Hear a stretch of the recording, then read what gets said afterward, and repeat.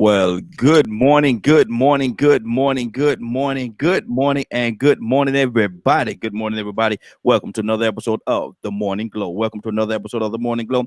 Got a great broadcast lineup for you. Got everybody. Look at here. Morning, We Chrissy. all in place. We all in place. We ready to go, man. Look here. Y'all done made the vote. Y'all done cast the vote. I guess we're going to 10 o'clock today. We got a lot of background noise coming from somebody line. I don't know who it is. Somebody got some background. But good morning, everybody. Good morning, everybody, and I hope you all had a great weekend. I had a good weekend. Even did some yard work and all kind of stuff. Man, my wife worked me like a Hebrew slave. She worked me hard the weekend. She worked me hard, and I don't even have a shine on my head this morning, Chrissy. So I'm not hearing that mess that you Mhm. talking about. And it's so sad because I still see the shine, so she ain't do it too bad, too good. But good morning, Raheem. And look, and anyway, hey, y'all, I'm gonna tell y'all something, and I'm not gonna call this person name. 'Cause I'm not gonna put nobody on blast. But if y'all go to my post that I put on over the weekend, I think I put it over the weekend, or may I put it on Thursday. There's a young lady that attacked me this weekend, y'all. Facebook, she Facebook attacked me, man. She to the point I told her, look here. I told her, I said, look, just leave. I told her I told just leave. Look at that You post, be man. asking them crazy questions. You wrong. That's what you want because you messy like that. You probably enjoy every second of it. You probably laughing while you was texting. Watch out and make her say something else. Watch it. Okay. On that note, hey Frank, good morning, sir. How you doing this morning, Frank? Good morning. Good morning. How's everybody? Hey, doing good, man. Good 'Cause look, morning, Frank. they taking a left Hey, good turn on me. morning. They taking a left turn on me, Frank, and Captain Leonard ain't doing nothing. He's just sitting there laughing. I said, "Oh my lord, what is really going on around here?" Bill's character. That what it is? Mr. Leonard say he don't say nothing when the truth be spoken. Watch this. I always got to come back. I always got to come back. Now you say what now? What you say, Chris? Leonard say what now? Oh, you see, Girl, mute me. yeah, okay. I always got to come back now. All right, now. But listen, man, everybody. Like I said, I hope everybody weekend was good. We got a good topic we're gonna talk about today. We're gonna talk about this thing, and I want to, in the course of our conversation today, it has nothing to do with our topic, but I want to hear y'all heart. And as a matter of fact, let's get this out the way right now. Because once we get into the topic, we're gonna be on that topic. Will and Jada, that red. Entanglement. What is in Will and the red tabletop or whatever it is, red table talk or whatever they call it. Man, they had and they had like about 21 million people to actually watch and tune in, which is amazing. I'm proud of them for that. But man, come on now, come on now. And I want to know, and I want to ask this question: do you think people lost a little respect for him, her, or both of them in the course of that? Because she didn't even call it a relationship. She called it an entanglement, and then he had to come back in and say you had a relationship. Anna, what's on your heart, Anna? What do you think about that? What's going on? So I'll start by saying this, and I'm not going to expose this person out there. She knows who she is. She had pictures. This is back in mid 90s, late 90s. She had pictures of her and Will Smith. And my comment to her was, well, isn't Will Smith married to Jada Smith, right? Mm-hmm. So, well, Jada Pinkett Smith. And she goes and she tells me, well, they have an open relationship. At the time, I thought she was like majorly lying. I'm like, no, he's just cheating on her. He likes this girl. He would fly her out, let's say, from the part I'm from in Florida down to Miami constantly. Okay. So for this to come out, it doesn't surprise me once I heard it, because it just made me feel like what she said was not true, because I thought he was just a cheater. You know what I'm saying? Mm-hmm. Obviously, they have an open type of relationship. It's been going on their whole marriage or however long, whenever they got bored of each other, whatever the situation may be. But they both had an open relationship. It's not just her. From my understanding, this acquaintance, because it's very hard for me to say somebody's a friend. This acquaintance of mine said this. She actually had pictures at this point. If she actually wanted to, she can expose them for doing the same thing. So with that being said, it doesn't surprise me. I think that's just the type of marriage they've had. They're swingers. It is what it is, I guess. It's not what God's law is about, but when you see her on that Red Table show, sitting here judging others, who are you to judge others when what you're doing is just as bad or worse? So that's just my opinion. Like I said, I heard this from a very beautiful young lady back in the, I'd say, mid to late 90s. I thought she was lying. I said, no, they might just be friends, or he's cheating. But she said at the time that Jada was well aware. Jada had seen pictures, and it was just weird. It still is to me. I don't think couples should be doing that. I am Latina, and I'm too jealous for that. So what's mine is mine. I don't share. And if you think we're sharing, or you can keep him, or you can stay away from him. I'll just leave it at that. And I'm gonna make sure you stay away from him. So you guys can read in between the lines. Christy, what do you say to that? What do you think about this whole entanglement situation? I think we should have talked about this on Black Friday because that was the greatest business plan ever. Did you hear how many people watched that? Do you know how much their brand is worth together? And for her just to say the entanglement, the amount of media that she didn't got, the amount of media that he didn't have. And I'm going to tell you something. While everybody sitting here acting like they don't know what no entanglement is, let me explain the word entanglement. Entanglement, and I don't think she was trying to diss or call it anything she knew was a relationship, but an entanglement is a whole bunch of crap that got mixed up, turned up, all up in the web of, and it was just so much that happened that it's hard to put it in a context or explain in a word. Because when you look, hindsight is better than foresight. So when you look back, if you look at August and you look at how their family were, because he was a family friend to Will as well, and they would help him with mental stuff, depression and stuff like that. And when Will said, okay, I don't want you no more, Trick, I'm going on. I moved on. You go. I'm done with you. You done with me. And in her words, she said that she was really torn up inside, that she was looking for, and she found a friend. Now, I ain't saying she right, but I'm saying that over 54 countries that are listening to this broadcast, I want to say there's plenty of women that have been entangled. Listen. But I'm just saying. That's how let me say, Christy. But I don't feel like she lost respect. Christy, let me say this right here. There's so many different things I could say to that, but that sounds to me like you said he's a family friend and he was a friend of Will as well, and blase. When you said that first, huh? I'm not saying it's right. No. I'm not even talking. What it sounded to me, and I know Leonard knows about this. Not saying before I said, let me say, I'm not saying Leonard did anything like this. I'm saying predator and prey. They sound like a predator and a prey situation. Now who was the predator and who was the prey? That to be determined on who's looking at it, because somebody could say that Jada was the predator. You're right. Was the prey, or you could reverse it, or you could say it depends on who's looking, who's gonna have the definition of predator and prey. But that sounds like a predator or prey situation. And at the end of the day, they want to get everything, everything that's supposed to be marriage, everything that's supposed to be marriage. They want to get all of that. But hold on, that's just me talking. Hold on, let me pull in. Leonard, what's on your heart? Wait. Let me say this one thing I wanted to say before you went. I was going to say this too. I'm saying this, and I want to finish real quick. I'm not saying that they were right. I'm saying that they didn't lose respect from the public. That was a great business plan. And I also wanted to say this last all money ain't good money. All money ain't good money. But also, I was going to say that once they did this, the round table, the red table, whatever, you would have to remember they chose to bring this to sight. It's really personal. It's really none of our business. And if Well, they have a personal issue with marriage, Chris, then that's what they have.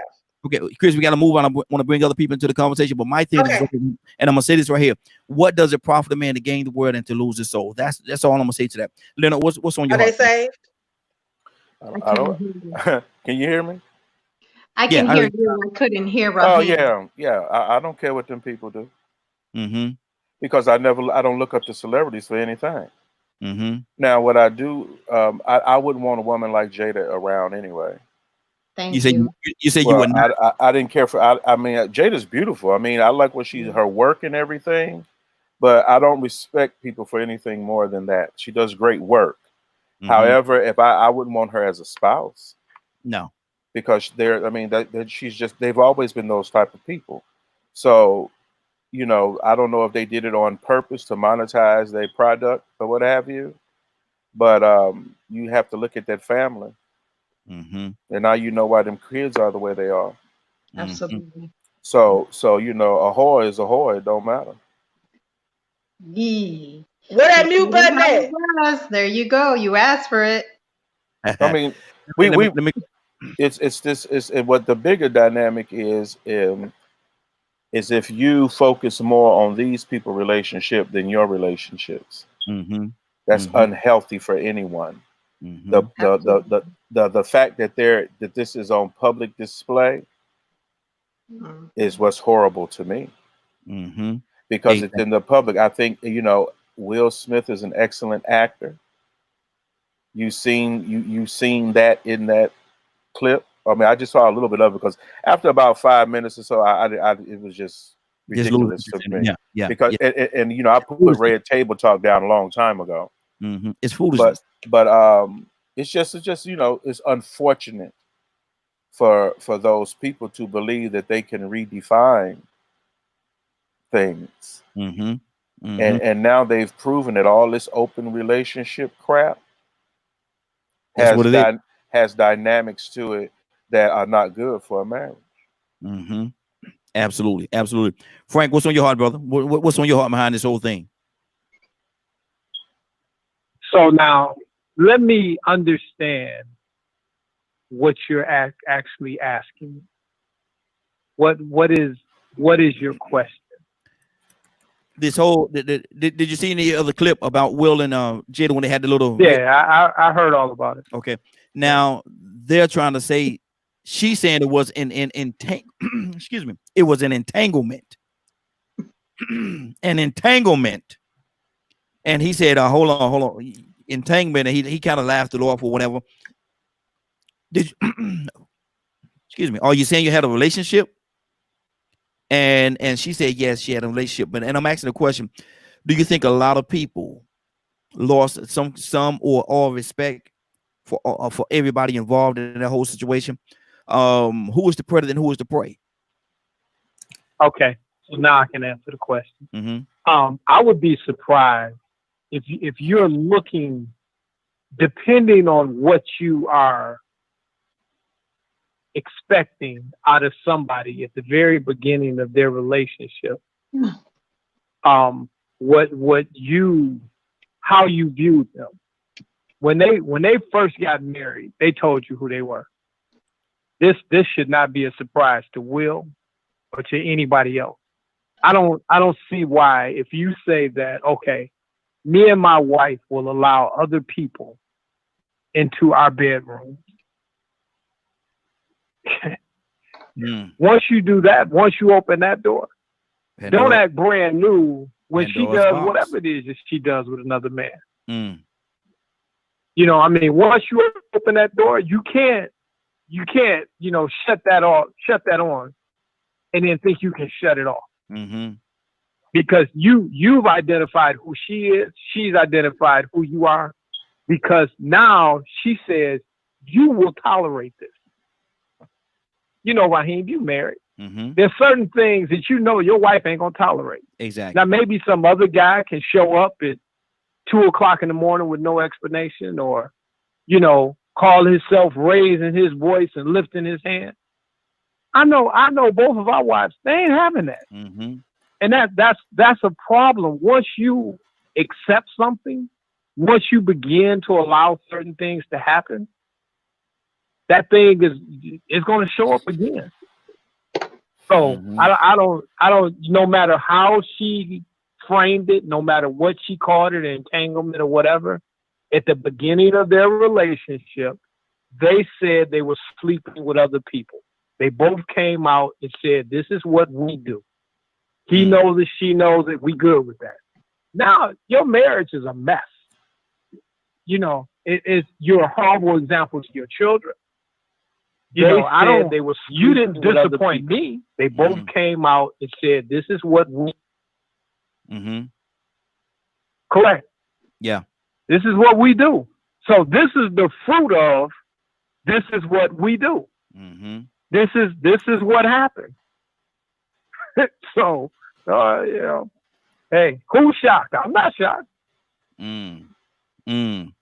Leonard, I saw a little something. You don't do a lot of movement. I saw a little movement over there. When I saw a little movement, someone through your head, brother. What you thinking about? What's on your heart? No, I wasn't thinking about nothing. I was sending some messages, but you know, I was just listening to what Frank said. It's no surprise to me. I'm surprised it took this long. I'm really surprised it took this long. Wow. But I don't, however it occurred, I'm not sure. But this guy has been in the news before, and I guess he's now in the news for talking about a relationship he had with someone else and all these types of things. You know, I know we ain't supposed to be cussing on this show. Yeah, don't cuss, Leonard. But something else I think is happening with them. Hopefully no one winds up dead. Yeah. Because the whole situation, to me, is it's an ugly situation, man. And you're very right. You're very right. You know, it could go to that.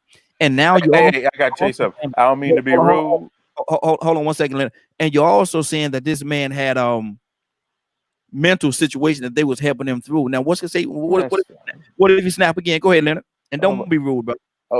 How much time we giving this? Actually, we wrapped it up right now. Okay. Now, what was the question?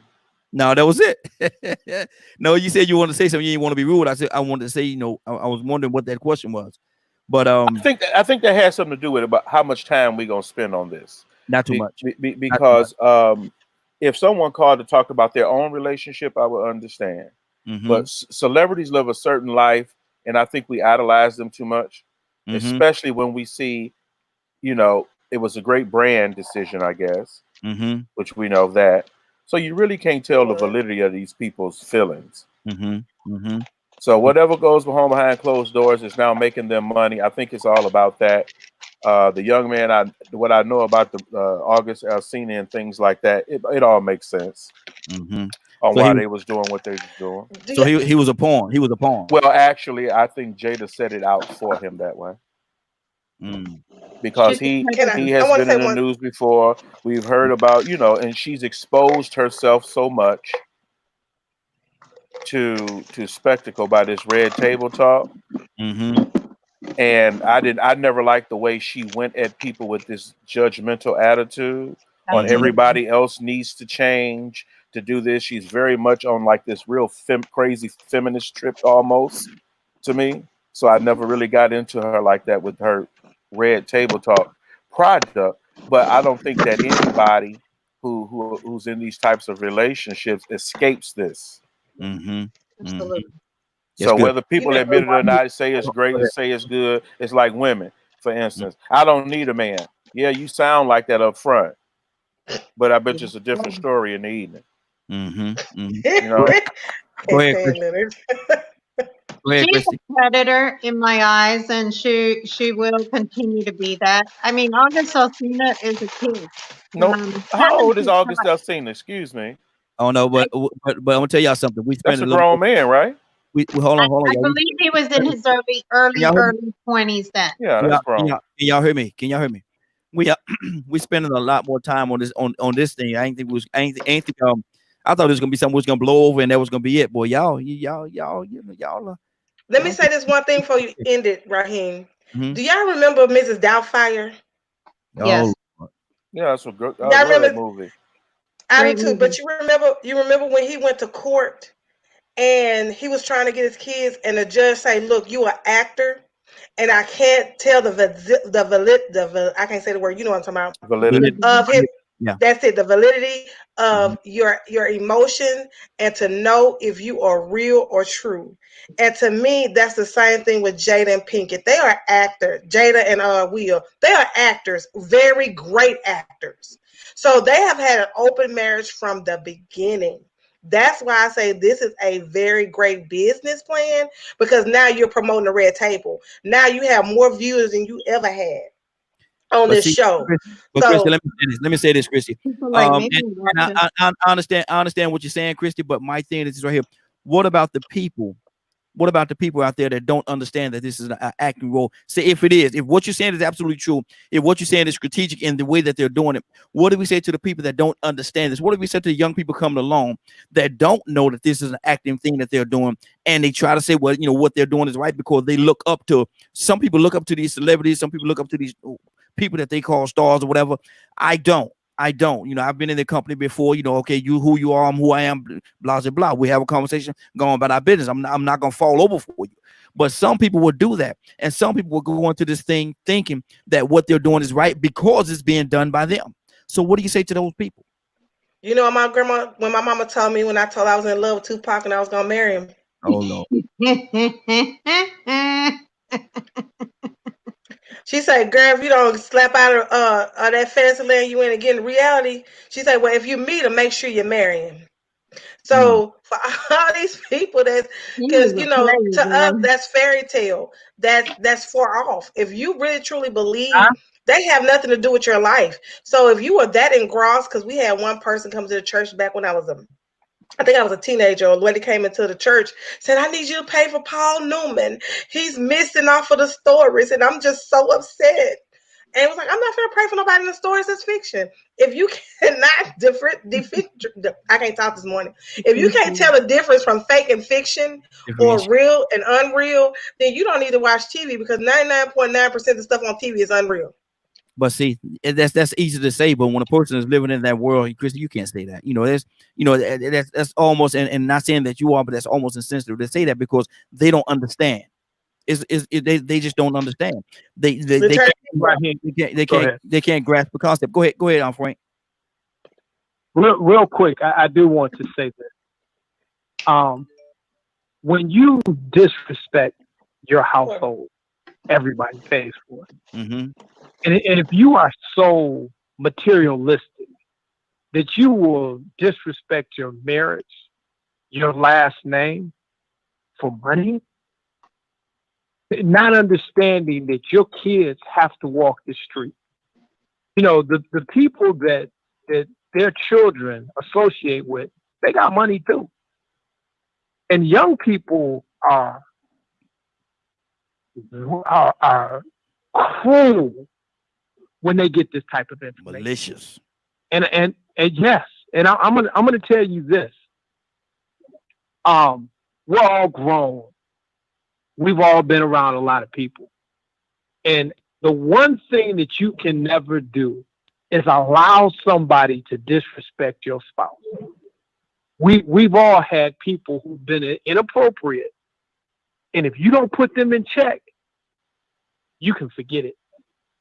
You can forget it. They will never, if they never do nothing to you, they will never respect your wife. They'll never respect your home. They'll disrespect you. Mm-hmm. So when you start going down these rabbit trails and playing these types of games, your whole life is going to be a mess. Now Will has got issues with 50 Cent. And you got all of these other things coming into play because now he done brought up something about Tupac.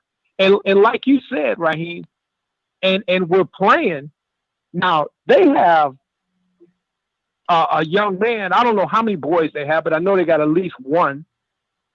What if he's in the company of some rappers and somebody say something about his mom or his dad? That young man could lose his life trying to take up for his parents. This isn't a game. This is and if you just think that, look, we can do this, and look at all the money we can make. Well, what's that going to matter if you burying one of your kids? Mm-hmm. Because somebody done been inappropriate around somebody. I'm gonna say this and I'm gonna be quiet. I was at the church, at my church, and this young lady, this young man pulled up in the church, and he asked me, "Was the pastor?" I said, "Oh yeah, he's up in there." It was on a Thursday. I said, "Yeah." He said, He said, "Yeah, we went to school together." I said, "Come on." Took him in the church, and as I was walking away, my pastor said, "Deke," he said, we all went to school with this girl that all of us knew. And the guy began to say some inappropriate things about the girl. And I said, hey, big fella, let me explain something to you. She's my friend. And I don't care what happened in high school with y'all. You don't talk about my friend like that in front of me. Oh man, my bad. This guy didn't know me. He didn't know who I was. That could have been my sister. Mm-hmm. But when you begin to allow people to disrespect people that you care about, even if you're disrespecting yourself, all kind of things can happen. Absolutely. We got another caller. Caller, what's your name? Where you calling from? Morning, Glow family. What's going on, Raheem? Hey, Kurt. What's going on, fellas? What's going on? Kurt, did you see that red table talk? Did you see that red table talk? Kurt. You talking about the Jada and Will red table talk? Yes, sir. Yes, sir. What Well, you know I did. Huh? I said, you know I did. Okay, now do you think some people lost a little respect for Will, Jada, or both? And tell me what's your thoughts on that theme, and we're gonna talk about it. This is not our topic. I'm gonna hear from you. Then we're gonna move on to our topic. So, what do you say to that, brother? I think a lot of people lost a lot of respect for Jada from what I'm hearing. Mm-hmm. And it's crazy that you asked me that because this, I normally don't work on weekends, but I've been working all weekend with my clients, and my clients are kind of I got a 50-50 male-female populace, and every single female that I worked with this weekend, as soon as I got with them right here, that's the first day they talked. Kurt, I know you. You in the TV and film and stuff. Mr. Kurt, what you think of? And I said, well, I don't know what you think about it. And when I tell you they gave me an earful, and it wasn't in favor of Jada Pinkett Smith. Mm-hmm. A lot of them felt let down. A lot of them felt like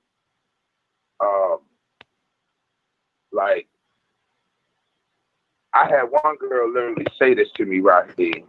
The ladies on the line, y'all gonna get mad at me. I had one young lady say to me, I cannot believe that she was set like that in front of her husband and try and minimize what she did. What purpose was she doing that? And now these are people that society look past. These are not people that society feels like their input. I'm not going to say society because then that would put everybody in it. But the majority of society, the people that I work with, are people that the majority of society will walk right by, look past, as dumb, as not having, as shiftless, as lazy.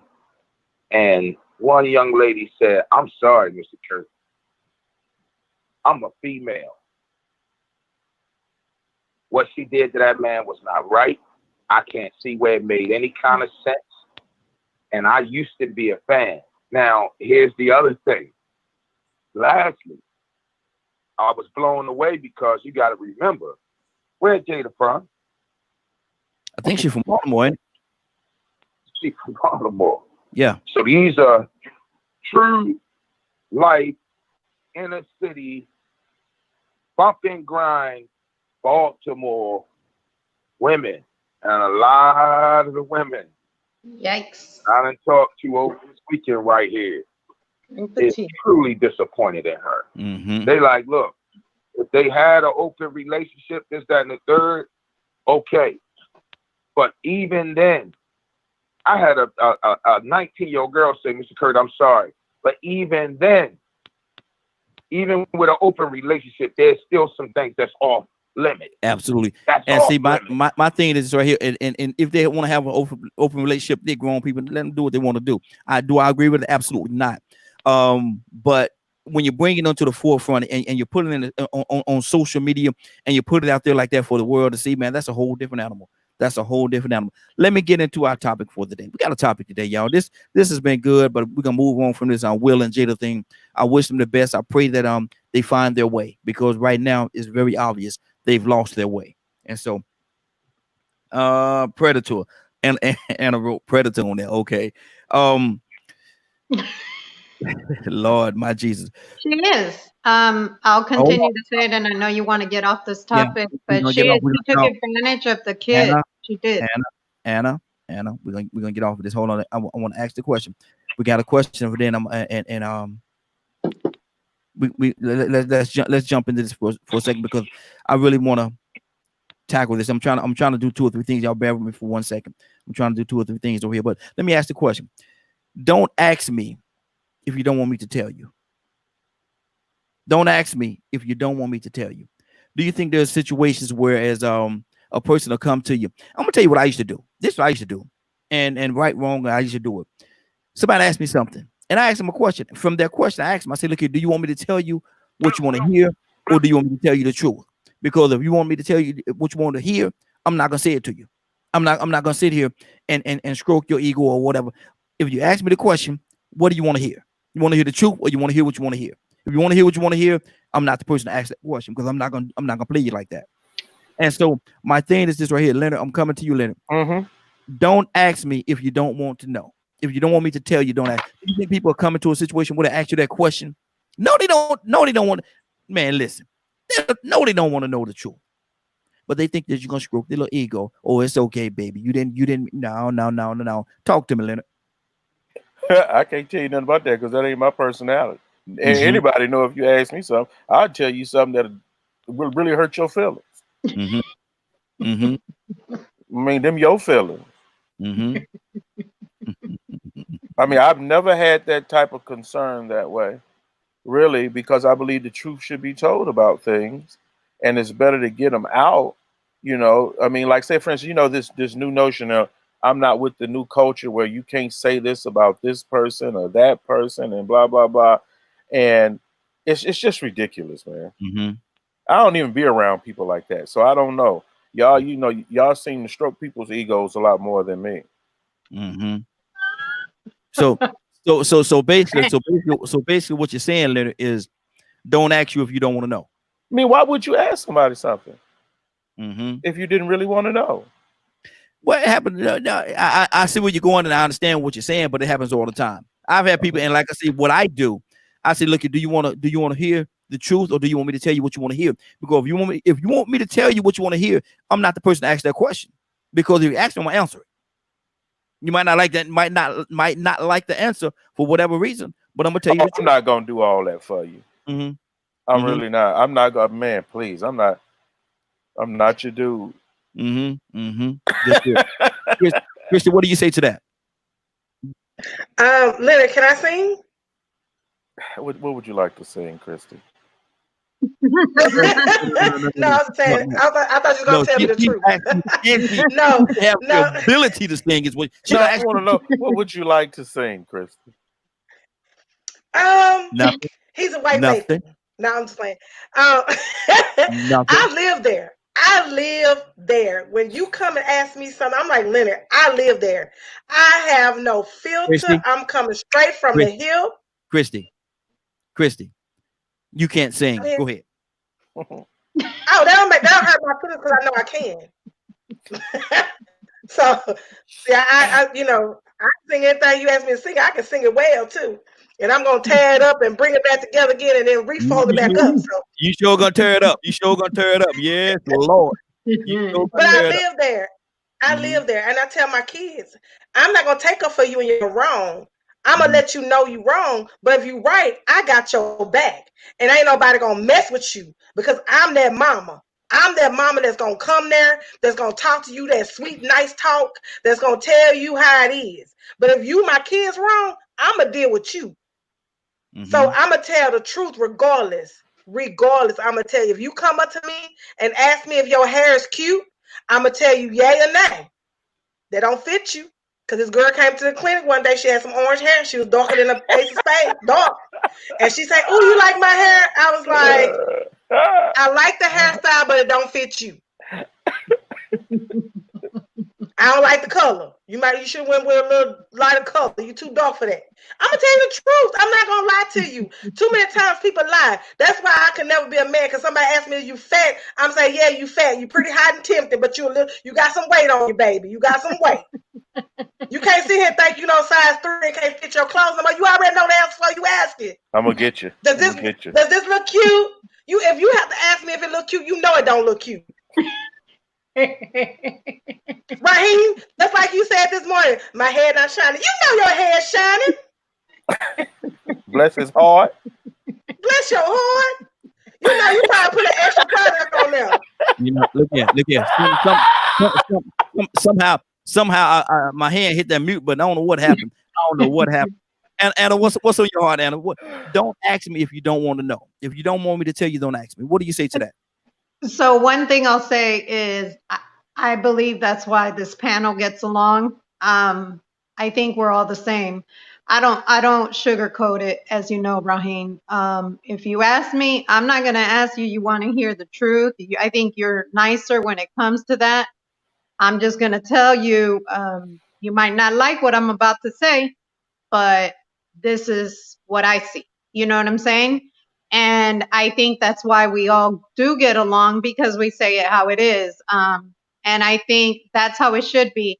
I had a lot of problems in junior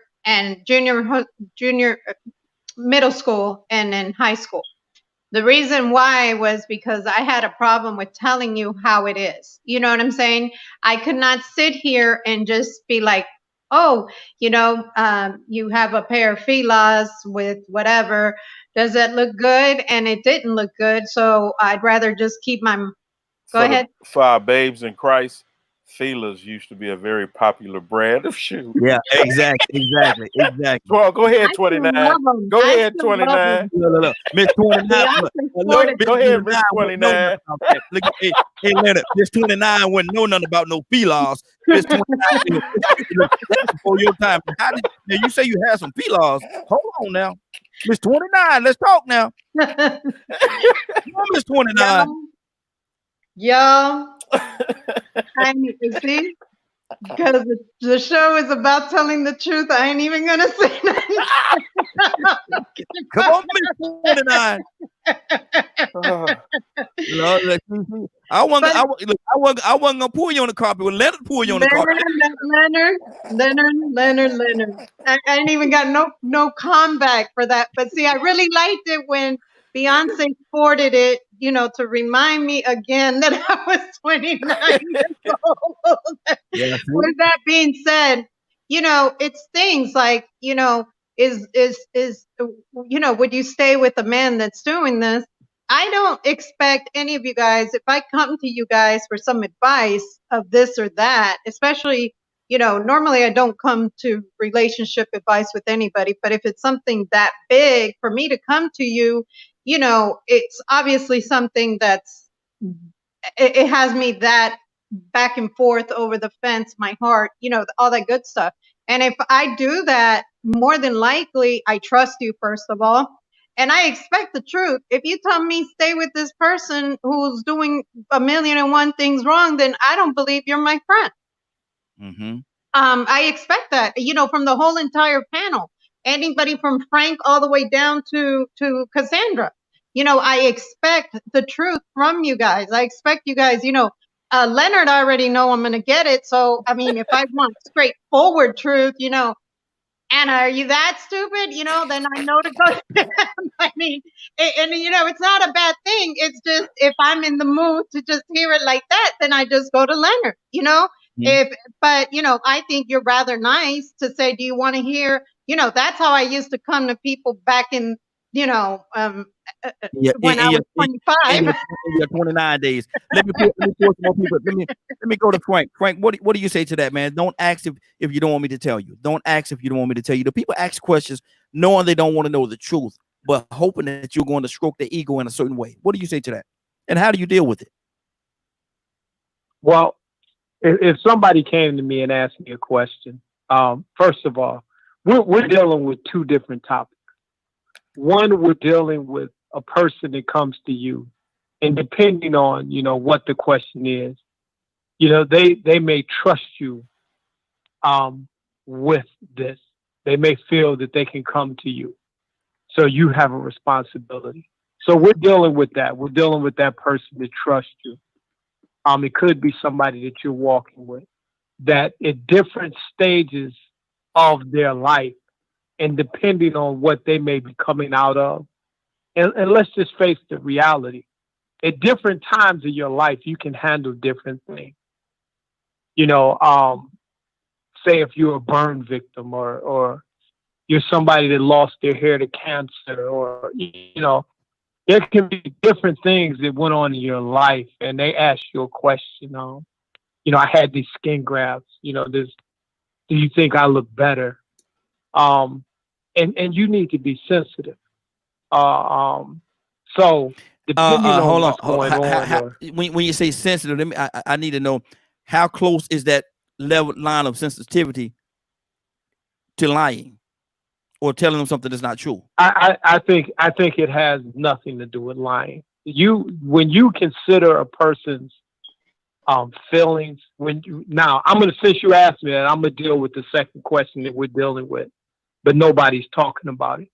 A lot of times you have people who are just mean, who are just mean spirited, and in the vein of keeping it real, they just are mean. So by the time they have the opportunity to hurt somebody, they hurt them. Mm-hmm. And that has nothing to do with you just being honest. That has nothing to do with you just, you came to me, so I told you. Mm-hmm. Yeah, and you crushed that person. Mm-hmm. That has a lot to do with you being immature. That has a lot to do with you not being sensitive to other people, not being loving. So there's a season for everything, and you really need to be very careful. You could okay. I'm gonna say this, and then I'm gonna move on. I'm gonna let you guys go on to somebody else. There are literally times where, in walking with people, I've dealt with people who have struggled with suicide. And you really need to be careful what you tell them or what you say to them. And you could say something to them, whether it's true or not. And we were just talking about what good is it for a man to gain the whole world and lose his soul? Well, what good is it for me to be brutally honest to you, because I can, and then you walk away and you put a gun to your head and say, yeah, he was right. I might as well go ahead and end it because I'm never gonna get this right. So we have to be careful. We have to be careful, man, when we're dealing with human lives. Mm-hmm. And not only that, Raheem, there's been times where people have asked me questions, and I have said to them, you know what?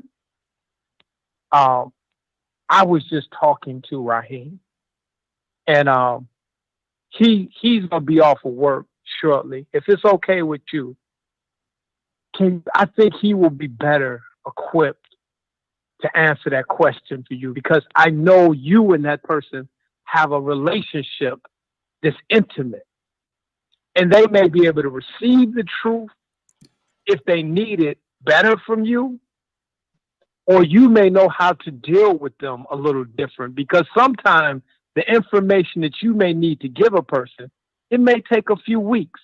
You may have to lead up to the whole truth to get them there, to strengthen them. And then you can tell them what you know that person needs to hear. Mm-hmm. Let me do this, and that's good. Let me go to Curtis. Curtis, what do you say to that, man? Don't ask me if you don't want me to tell you.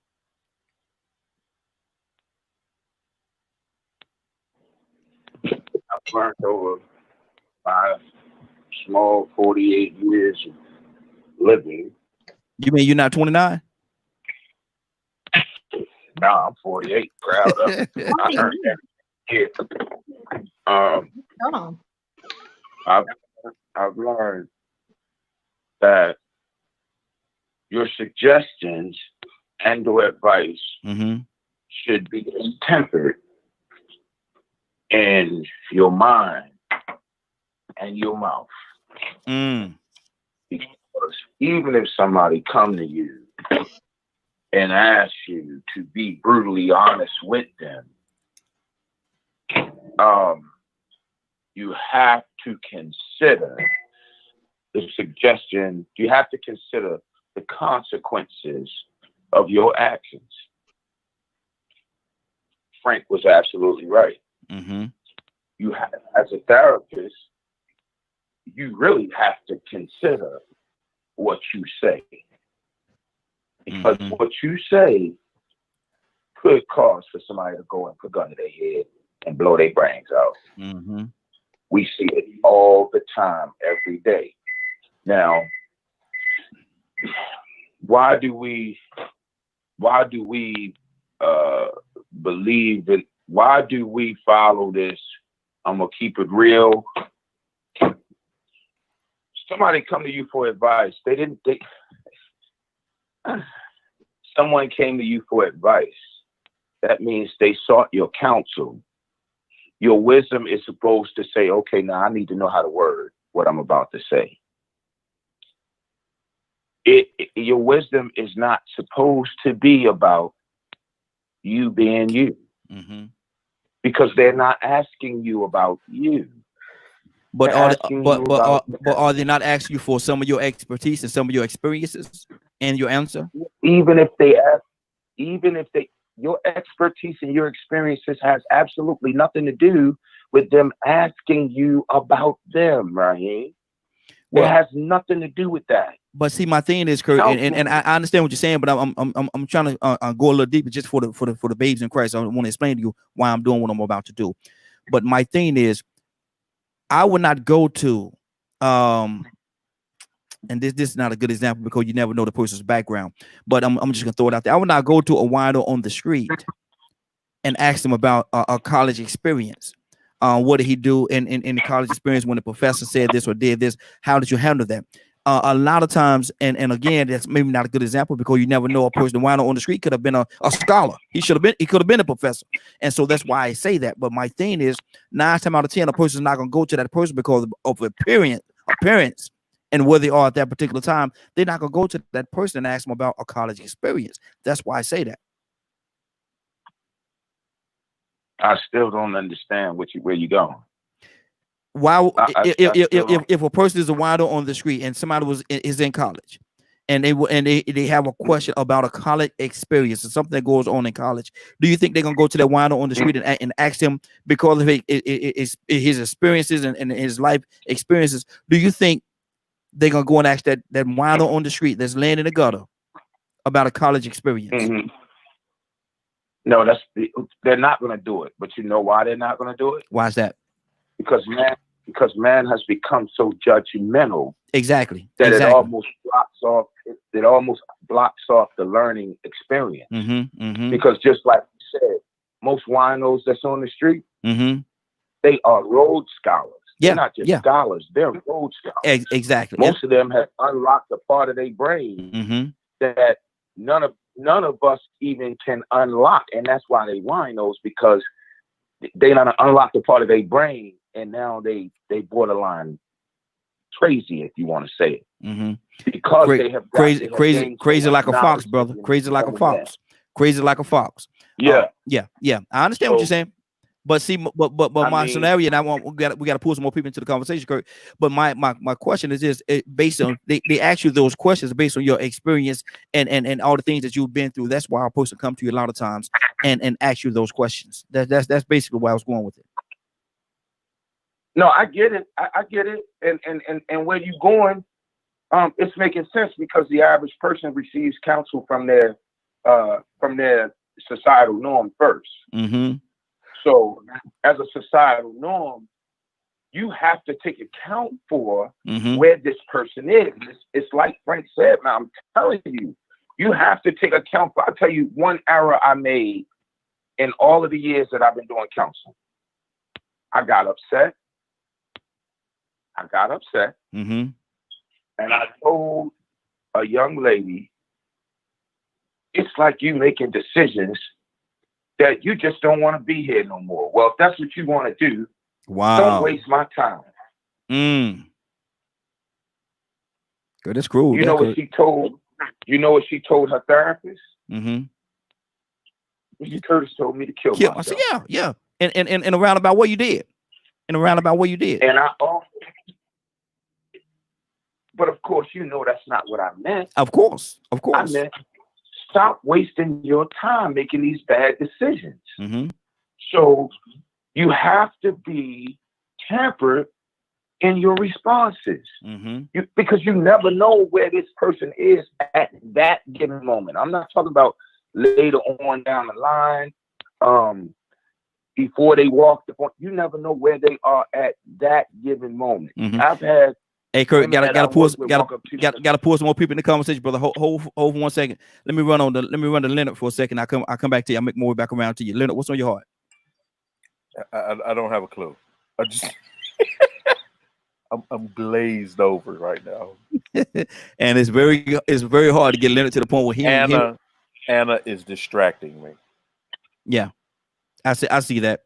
I see, and you see that. You see how Anna do it? Anna distracting me. Mm-hmm. I'm trying to pay attention, and Anna is putting comments in the chat that distract me. Okay, can't hear you, Anna. Can't hear nothing you're saying. Can't hear nothing you're saying. Anna, you're on mute. We can't hear you. Leonard is this is a show about honesty, and Leonard is telling the story. That's not the total truth at all. You are funny, but that is not the truth. He did that to himself. All right. Let's get back. Let's get back on track, y'all. Let me go to Frank. Frank, what's on your heart? Frank, you there? Yes, sir. What's on your heart? Trying to unmute. Mm-hmm. One thing that Kurt was saying that I really agree with is that and it's tough to do it in the time where we're reaching out to people, but we really need to be careful of who we ask for advice. I remember when I was single and I had a buddy give me some great advice. And he talked to me about asking people questions that I knew what the answer was going to be. And we all have those people. If I go to this person, they're going to answer me like this. If I go to this person, they're going to answer me like that. So what I'm basically doing is I'm asking the person the question according to what I want the answer to be, instead of, finding that person who's been consistent and asking them the question. See, my thing is one of my things is this right here. Let me see. We got another call in. Let me get that caller in. My thing is this right here. A lot of time when a person come to you, they want you to sugarcoat it a little bit. They want you to pamper them to a certain degree. They want you to do that. But if you decide not to do that, and if you decide that that's not what they need, and your brutal honesty, like Kurt said, lead them to a point of suicide, whereas they either kill themselves or attempt to kill themselves. Do you have any responsibility in that? Anna, do you have to take some responsibility in what your advice to them did to them, or maybe even pushed them over the edge. What do you say to that, Anna? Okay.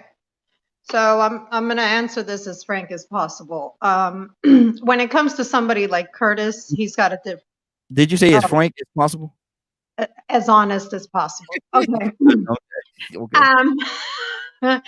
So with that being said, somebody like Curtis has a very different responsibility because of what his job is to somebody like me or like Leonard or even like you. Even as a co-pastor, my responsibility is to tell you what the Christian thing to do is. Okay. I don't have a responsibility to sugarcoat anything. If somebody commits suicide, you do that on your own. I'm not going to feel guilty because you asked me for advice. Now, I will say this, people know who to go to. I bet you that a lot of people don't go to Leonard because they're afraid of what he's going to say, but he'll be honest. You know, I think somebody like Curtis is a better person to go to if you want to hear more pampering, to say it that way, but more to where he understands, because he does have those cases. Caseload works. I can't sit here and sugarcoat that you committing adultery or doing anything else like that is okay. I can't. So as a Christian, you know, you tell me you're suffering depression, what I'm going to tell you is go to a counselor, go to a Christian counselor at that, or a psychologist or a psychiatrist that's Christian based, because you don't know what somebody who's not in, you know, a believer is going to say. You know what I'm saying? So with that being said, you can't blame yourself for somebody else's actions. I can't. And I'm not going to take responsibility for your actions. It's individual. Okay, I understand what you're saying, but I'm kind of on the opposite side of that, and because if somebody came to me and they asked me a question, and I would ask them, do you want to, you know, like I said earlier, and if they say tell me the truth, and I tell them the truth, and they go and they do something, commit suicide, or even attempt to commit suicide, my heart would I would have a sense of some sort of sense of responsibility. Maybe if I would have, or maybe if I would have just, you know, watered it down just a little bit, maybe this person would not be in a situation where, you know, they're dead or intensive care, or whatever the case. And so I would, and everybody don't think this way, and I respect the way that you feel. But my thing is, I would have a sense of responsibility towards that. And Leonard, with that smile on your face, brother, I would not go to you right now. We got a call. Caller, what's your name? Where you calling from? Hold on, I'll come back to Yana. Call. We got two callers on the line. Caller, what's your name? Where you calling from? Hi, it's Andrea. Hey, Andrea, how you doing? I'm good. Andrea, a person come to you and they ask you for advice. And a lot of times when you give them that advice, you know, everybody got their own way of doing it. I usually ask them, I say, do you want to know the truth, or do you want me to tell you what you want to hear? And if they say, tell me what they want to hear, or if the conversation leaning that way, I'm not gonna answer it. How do you deal with that? If somebody come and our topic is, don't ask me if you don't want me to tell you. That's our topic. What do you say to that?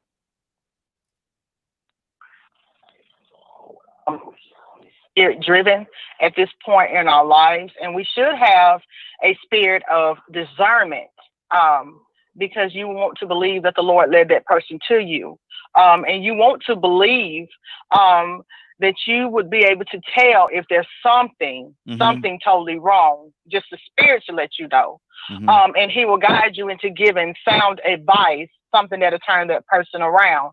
But you do have to be honest with people, and you have to give people the tools to fight the depression. You have to give them tools and something that they can put their hands on, or something they can do.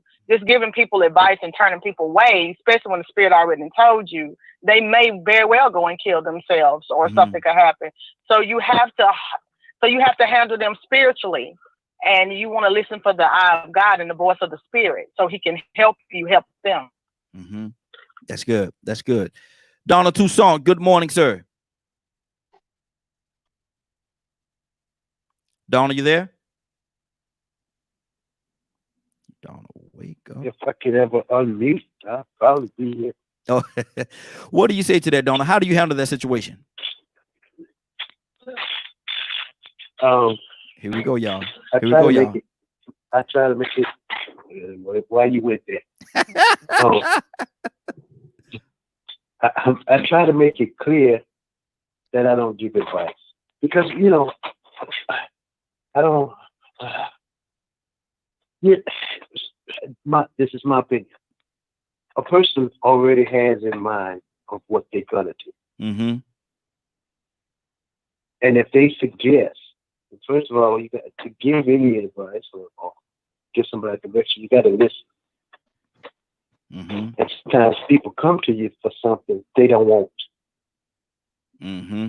So if you really don't wanna, if you don't want to know, if you really want to know, I might not be the one to ask because I don't get involved in other folks' lives. Mm-hmm. Unfortunately, that's strange to say that. I watch people and I listen to people. It's a twofold thing. I listen to people, and some people I listen to, I don't go to them for nothing. Mm-hmm. Because their mindset is in a sense judgmental based on them having their some people, and I'm rambling. Some people act like they shot marbles with Jesus. Yes, sir. They got it all together.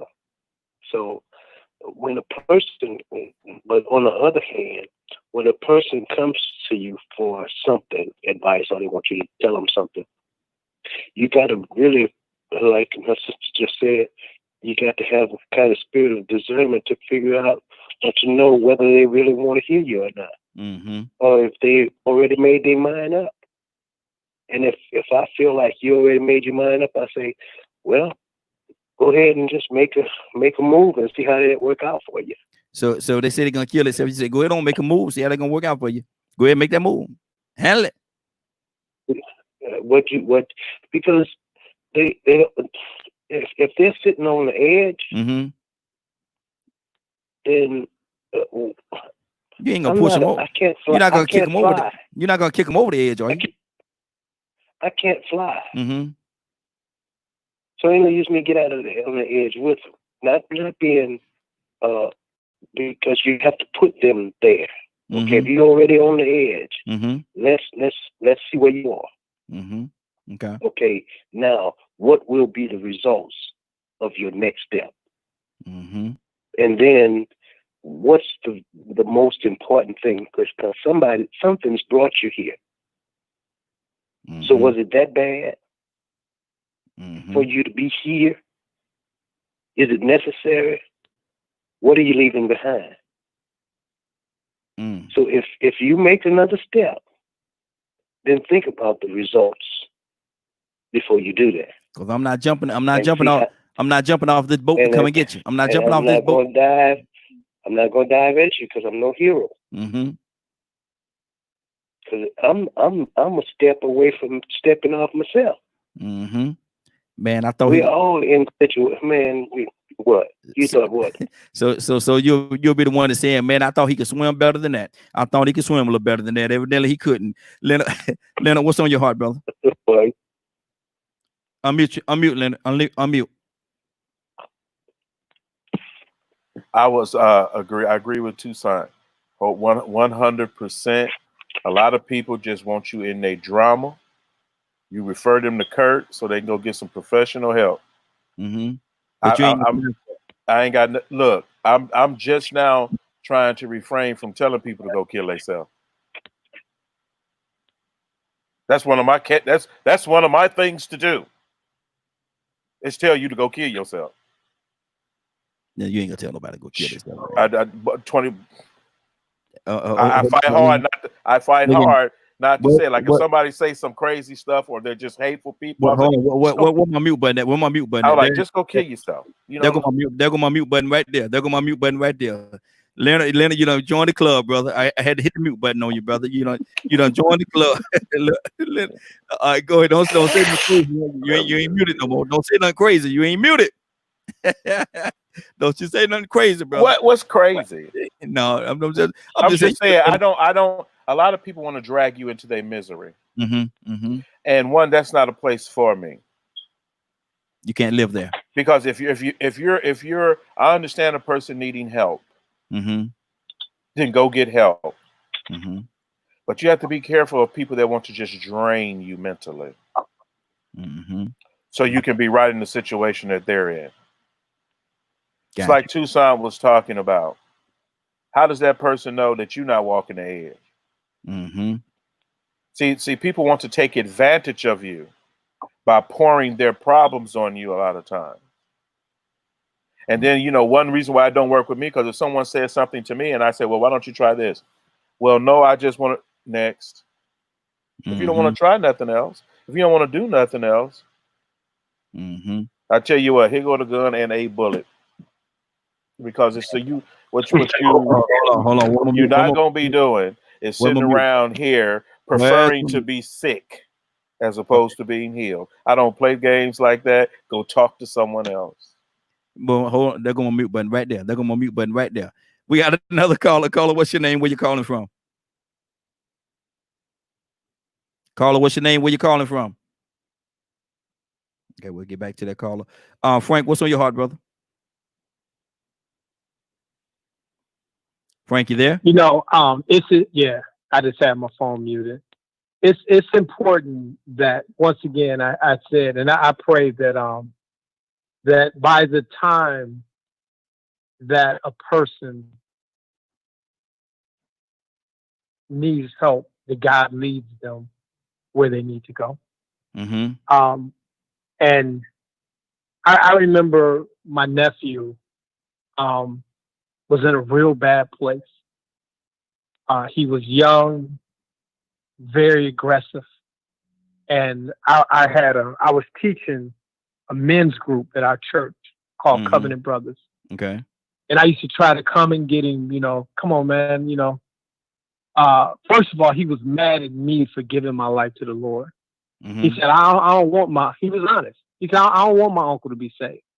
I want the young, crazy, thugged out uncle that I've had most of my life. I don't want you to be compassionate. He came with it. He wasn't playing with it. So by the time that he began to have issues, he wouldn't listen to me. And it wasn't, he was mad. He was mad that I made that decision. What it was that God had me do was, I was teaching this class, and it was this young brother in there, and I won't say his name. I almost did, but I won't say his name out loud. But this brother was eating it up. He was eating up everything that God was saying in that season. So one day, my nephew's girlfriend had done something to him, and he decided he was going to go deal with her in a very bad way. And me and my nephew had always been in the racing, and we still are. And the young guy that I was mentoring in this group had his race car on a trailer and was at a gas station in Detroit. And my nephew saw the car and pulled up and began to talk to him. And the guy said, man, what's wrong with you? Didn't know who my nephew was. And he said, man, my girlfriend, this is what she did, man. I'm headed to her house right now. I'm going to deal with her and her new boyfriend. And he's like, oh, dude, don't do that. And they sat in that gas station for 3 hours. And he began to speak into my nephew's life. Man, probably saved him from going to jail. But I thank God. See, we're not the answer. We're not omnipresent. We're not omnipotent. But if we just do what we can do, if we just do what we can do, man. And I thank God in that moment when I couldn't have been there. And even if I was there, if my nephew just saw me at that gas station, he may have drove by. Because he didn't want to hear from his uncle. But that moment changed him. It changed him, saved his life. Very productive young man. Me and him have a great relationship now. He opened his life up. He received Jesus as his Lord and Savior. But, and you know, we just have to be careful, man, because we're dealing with not only lives here right now, but we're also dealing with eternal souls. Mm-hmm. So we just gotta be careful, man. We gotta be careful. Exactly. Let me see. We got another caller. Caller, what's your name? Where you calling from? Good morning. This is Bishop. Bishop, good morning, sir. How you doing this morning? Man, I'm blessed. How are you all doing? Hey, doing well. Man, listen. I know you've been listening to the broadcast. What's on your heart right now? Man, I mean, the conversation, what Frank was just talking about, his nephew and the situation of the relationship. And, you know, I read what you posted for us to be discussing, and look like we're heading in that direction as it relates to relationships. And my take on relationships are those, it can be as great as you want it to be, or it can be as bad as you allow it to be. Mm-hmm. But when she is ready to go and he is ready to go, I'm going to sing it like my boy Teddy sung it. I think you better let it go, because it looks like another love TKO. What the Just what? let it go. What the what? You over here quoting Pastor Pendergrass? Man, I didn't know you was gonna do that, brother. You over here quoting Pastor Pendergrass. Wait a minute, man. Hey, let me tell you something. I'm as old school as old school can get. Two things about me. I'm a lover, not a fighter. But if I have to put the gloves on to defend my woman by some vile, foolish behavior, then I will. But if she want to leave me, then I love you. I'd rather you to be happy with somebody else than to be miserable with me. Mm-hmm. Okay. I can deal with that. We got another caller. Caller, what's your name and where you calling from? Caller. Hey, this is Teresa. How you doing? Hey, Teresa, how you doing? I'm good. Teresa, Monday. Exactly. And glad you joined us this morning, Teresa. We're talking about and have you been listening to the broadcast? Have you been listening this morning? No. Okay. We're talking about don't ask if you don't want me to tell you. What do you do when somebody comes to you and asks you for advice? And what I prefaced earlier, I asked a personal question. I said, do you want me to tell you what you want to hear, or do you want me to tell you the truth? And if they're leaning toward what they want to hear, I'm not gonna answer the question, because maybe you can't handle the truth. And so I steer away from that. Mm-hmm. So what do you say to that? Mm-hmm. If don't ask me if you don't want me to tell you, what do you say to that? Yeah, I say the same thing. I basically tell people, I think most people know that I'm authentic when I give you advice. Mm-hmm. And it depends on what it is. So even with me being true and authentic, I'm also going to ask them, what do you want? What is it that you're trying to get to? Mm-hmm. Why are you asking that question? Is it for you, or is it for somebody else? Mm-hmm. You know what I'm saying? Because it depends on what where they come from, where your mindset comes from, right? I get a lot of I get questions about people who are interested in politics. They'll call me, but I'll tell some folks, you shouldn't run, right? Mm-hmm. And they will be like, what? I say, you should not run, because you don't have this, and this, right? If you're trying to run to get your name out there, then okay, I see what you're trying to do. Mm-hmm. But if you want to run to win, you're not ready. You know what I mean? Yeah. So you get that, and you know, even with people kids who say they want to go to college. Why you want to go to college? Because my mom and dad said to go to college. That's not a good reason to go to college, right? Because you're going to waste a lot of money. Mm-hmm. So when someone comes to me and asks me for advice, I ask them, do you want the truth, or do you want to just feel good? Mm-hmm. Wow, that's good. That's good. Anna, what's on your heart? I can kind of agree with, good morning, Teresa. I can kind of agree with what she's saying, but at the same time, I think people know who to go to. I think people know who to go to. Like I said, and I'll continue to say it. If you want to hear things more sugar coated, you know who to go to. I think Mhm. people know when they hear it sugar coated, you know who to go to. I'm the type of person I don't like lies said around me. So, you know, and I've told you guys this on air. Even if I do something wrong as a Christian, let me know. I'm not perfect. I'm human. You know what I'm saying? So I expect you guys, and this doesn't only go for relationships, friendships, or whatever. This just goes for just my character, who I am as somebody who deals with the public. I mean, we're heard worldwide. I expect you guys to do that as well. I've mentioned it before. One day I wore a tank top just because I could not get my mind straight on what I wanted. Raheem made a comment, you know, try not to do that again. He didn't say it in a negative way. It didn't make me want to commit suicide. No, if anything, I was like, thank you. You know what? I didn't even think of that way. You know, and you know, sometimes you got to be reminded this is a Christian station. We all do it. We all make mistakes. But at the same time, don't take the advice on negative. If it's and especially this panel, like I think I would think everybody in this panel would come to each other with the truth. If it throws you over the edge, then that's a problem. But in my opinion, if it's somebody like Kurt, he's going to come at you more loving.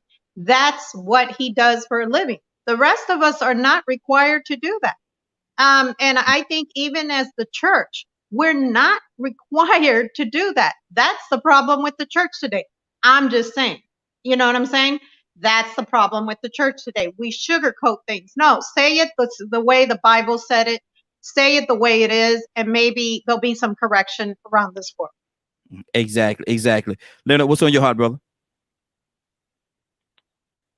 Unmute, Leonard. Hold on. Let me unmute you. There you go. Go ahead, I Leonard. like what Anna just said. Some people, like, say, for instance, if I really can't even imagine putting myself in that position with someone, because a person that sits there and is sitting there thinking that your advice could make them kill themselves or not, that's not a person I want to be around. They are emotionally unstable, and these people they need serious help, and so they need to go to somewhere or somewhere else with people who have taken on that responsibility as clinicians, therapists, or what have you. But to say that someone sat there and killed themselves because of something you said, that's far and in between. Far and in between. Let me go to Kurt. From the council side, from the council standpoint, in you, Kurt, is that possible though? Is what possible? That a person, based on what you say to them, it could lead them to want to commit suicide, or even attempt to commit suicide, or even succeed. It ain't possible. It happens. It ain't possible. It happens. And let me clear something up.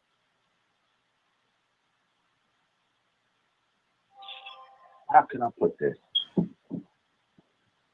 Being tampered with your tongue don't mean you sugarcoat nothing.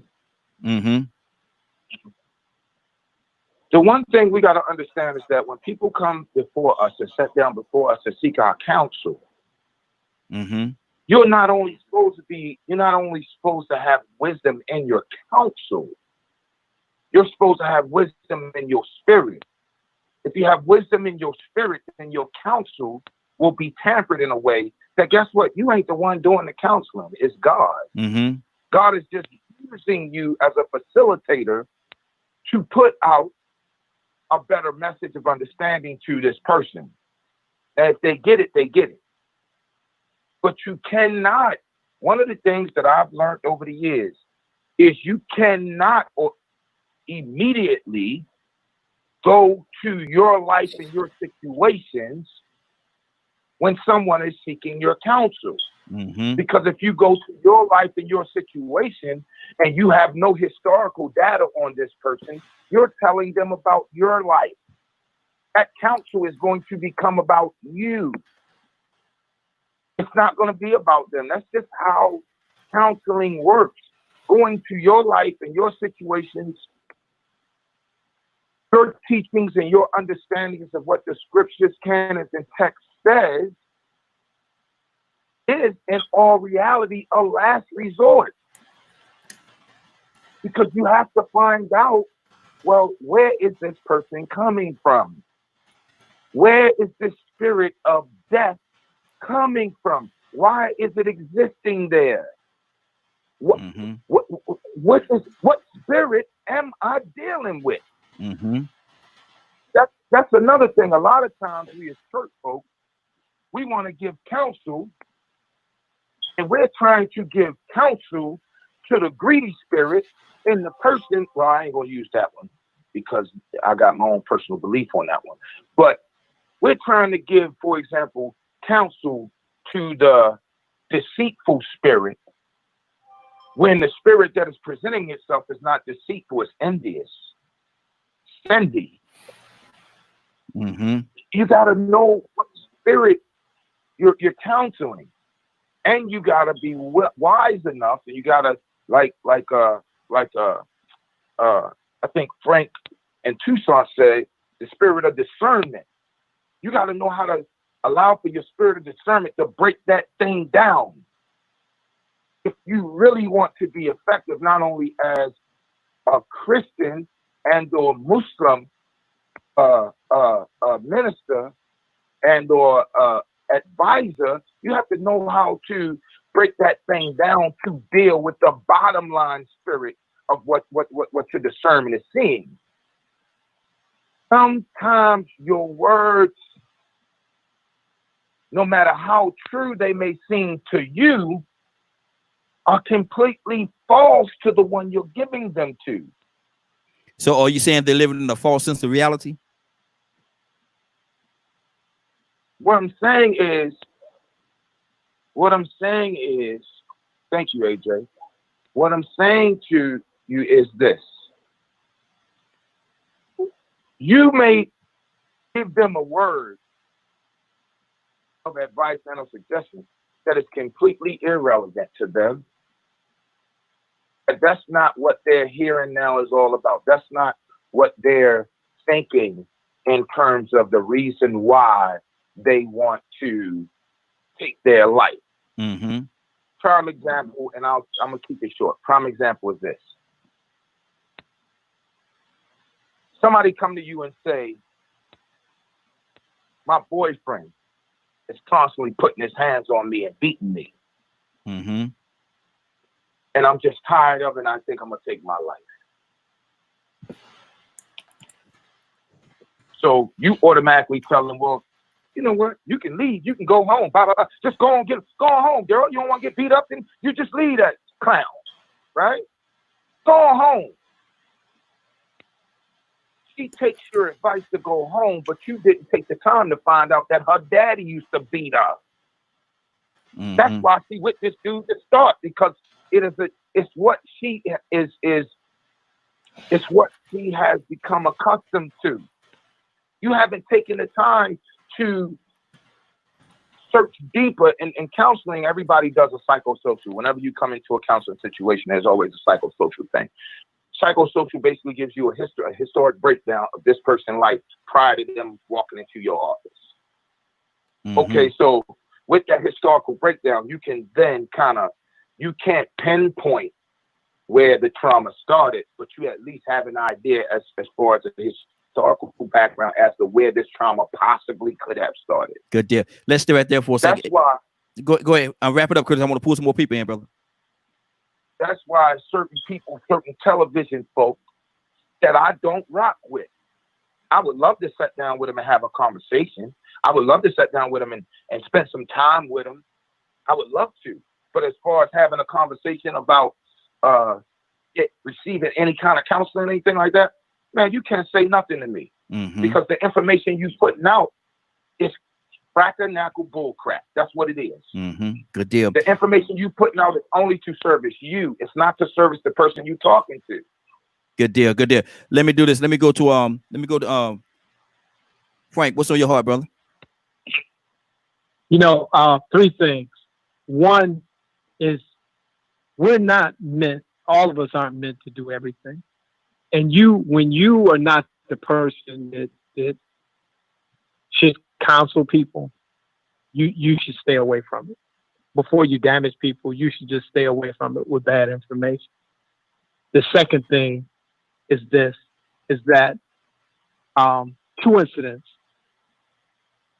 One, had a gentleman, and you know about this, Raheem, because you talked to him on the phone. Had a gentleman next door to me that was on the wrong medication. Fooling. I mean, fooling. Wasn't his fault. It was not his fault. He was not in his right mind. And he was going through all types of gymnastics. But get this brother on the right medication, he is a totally different person. Awesome young man now. Mm-hmm. Second situation, and then I'm going to let you move on. A young man, his wife was cheating on him. He found her. He's sitting in front of the house where his wife is in there laying with another man with an AR in his lap. He calls for advice. Wrong advice. Whole bunch of stuff happens. She dies. He dies. The man dies, and he goes to jail. So we just think that the things that come out of our mouths, that, okay, we say whatever we want to say and nothing happens behind it. And the last thing I want to say is this. Consider this. This is just one thing that we should consider as Christians. Think about the fig tree. What the fig tree did is the fig tree presented itself. It was ready to serve God. Come, eat of me. It was out of season. But it showed its leaves like it was ready to bear fruit. It wasn't. But Jesus returned to eat of the fig tree. There was no fruit. He cursed that tree forever. You will never bear fruit. We have to quit raising our hands and saying, Lord, use me. I'm ready. When you're not, because you're risking yourself too. When you give bad advice and when you crush people, you're putting yourself in danger. Because understand this. Those are his children, and he loves them just like he loves you. So better be careful how you treat his kids. Good deal. Bishop, what's on your heart? And Andrea, I'll come to you next.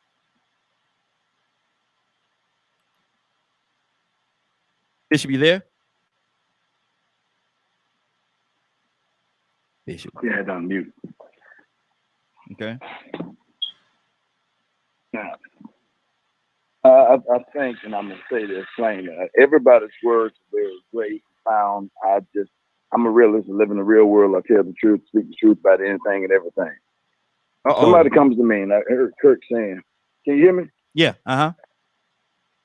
I heard Kirk saying something about the way you said to anybody, and he is so right. You don't just want to attack a person when they're going through a situation, but you neither want to coddle them in the situation either. You want to teach them and instruct them to grab hold to what they call as a heart and dig deep and keep it moving. I've been in, a lot of people come ask me questions like do Teresa ask me about, should I do this? Can I do that? What do you think? And I'll give my honest opinion. I want to know why you want to do it first and foremost. Because sometimes people want to do things for name's sake. They want a name recognition, but their heart is not where it really needs to be. Same thing in a relationship. You have caused this relationship to go to the north instead of going, east and west where it should be going, so it can be moving on a steady course. And the lady decides she wants to move on, the man want to move on. You want to get mad and go shoot and kill them, or kill the person that they have decided to connect with, who they feel like more compatible with. Every time something go down, everybody, let me go talk to my friend. I know they're gonna tell me what I want to hear. They say you're gonna tell me what I need to hear, but when you tell them what they need to hear, they don't want to hear. So don't ask, and I won't tell. Mm-hmm. But if you ask me, I'm gonna tell you.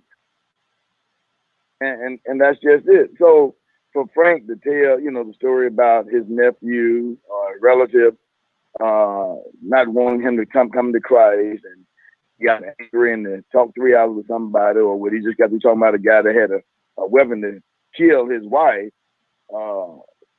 Things happen. You just got to control your spirit, and we got to be willing to help you control your spirit. And petting you up and pacifying you and calling you, that ain't gonna happen. If I'm gonna go back to the Bible, I'm gonna quote, Paul said, rebuke the folks sharply. That's what he said. Isaiah said, cry loud and spare not. So if I'm gonna hold to the word, I'm gonna hold to the word, and I'm gonna do just what it says. And that's the problem that we have in America. Oh, they bully me. They bully me. They were Joan and my mama. They talked about my dad. They talked about me. They bully me. Man, when we grew up, it was called Jonah.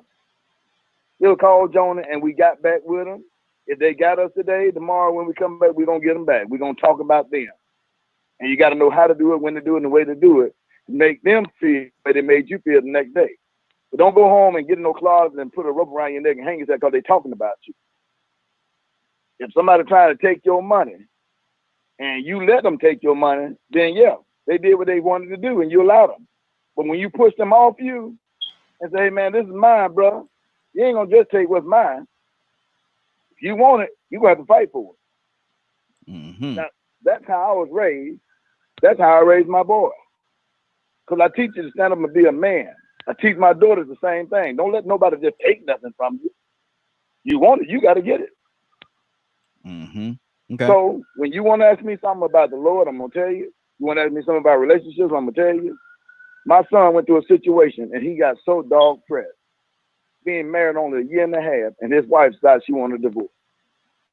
When he was cheating, she just found out she hanging out with her friends and wanted, she didn't want to be married no more. He got in a deep funk, and I said, "What's wrong with you? It ain't your loss, it's her loss. Bro, you just dodged a bullet. What would you have dealt with down the road for the next couple of years if y'all stayed together?" I said, man, you better dust yourself off, pick yourself up, and shake up and straighten up your collar and keep it moving. Because life goes on, man. I hate for the situation to be, but let's keep it real, man. Let's keep it moving. Good deal. You'll find somebody that's going to be just right for you. You'll be a better person, happier. But don't wallow in her leaving you. You didn't cause it. She chose it. So let's keep it moving, bro. He stepped back and told me, he said, Dad, he said, I was in a bad place. And I thought your approach was so unorthodox. I thought it's going to be all right, son. But man, what you said to me made me get my mind together. I went home and thought about it. And I said, it is her loss. I said, man, I'm not going to pet you up. I don't pet up men. I'll stroke a woman very nice and carefully. But a dude, no, don't come here and think you're going to get, it's okay, baby. Come on, son. No, not here, not me. Good deal. Good deal. Andrea, what's on your heart?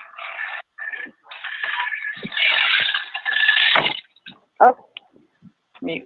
I just want to say that I have been on the side of the suicide before in my life. When I was younger, I had a very fast life. I'm talking about 7th grade education, husband, baby, by the time I'm 15. And so I got into depression. I was in a very abusive relationship. And so I used to take pills. I did. I would take a whole handful and just take them.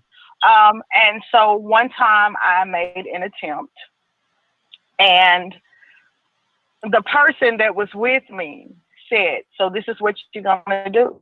And I said, yeah, this is what I'm going to do. So this person is not funny, but it's funny now when I think about it, because I have grown since then. But suicide is a spirit. It's a demon. And it jumps on people, and it'll jump on you if you're not careful. So what they did was, so I'm going to take all these pills. So what they started doing was they went and got another bottle, and they was crushing them up, and they was putting them on top of the pills that I had. And they said, well, we're going to do this today because this is what you want to do. And so I went to open my mouth. And when I opened my mouth, they just started pushing the pills in my mouth. And they said, let's just go ahead and get it over with because I'm not going to deal with this with you.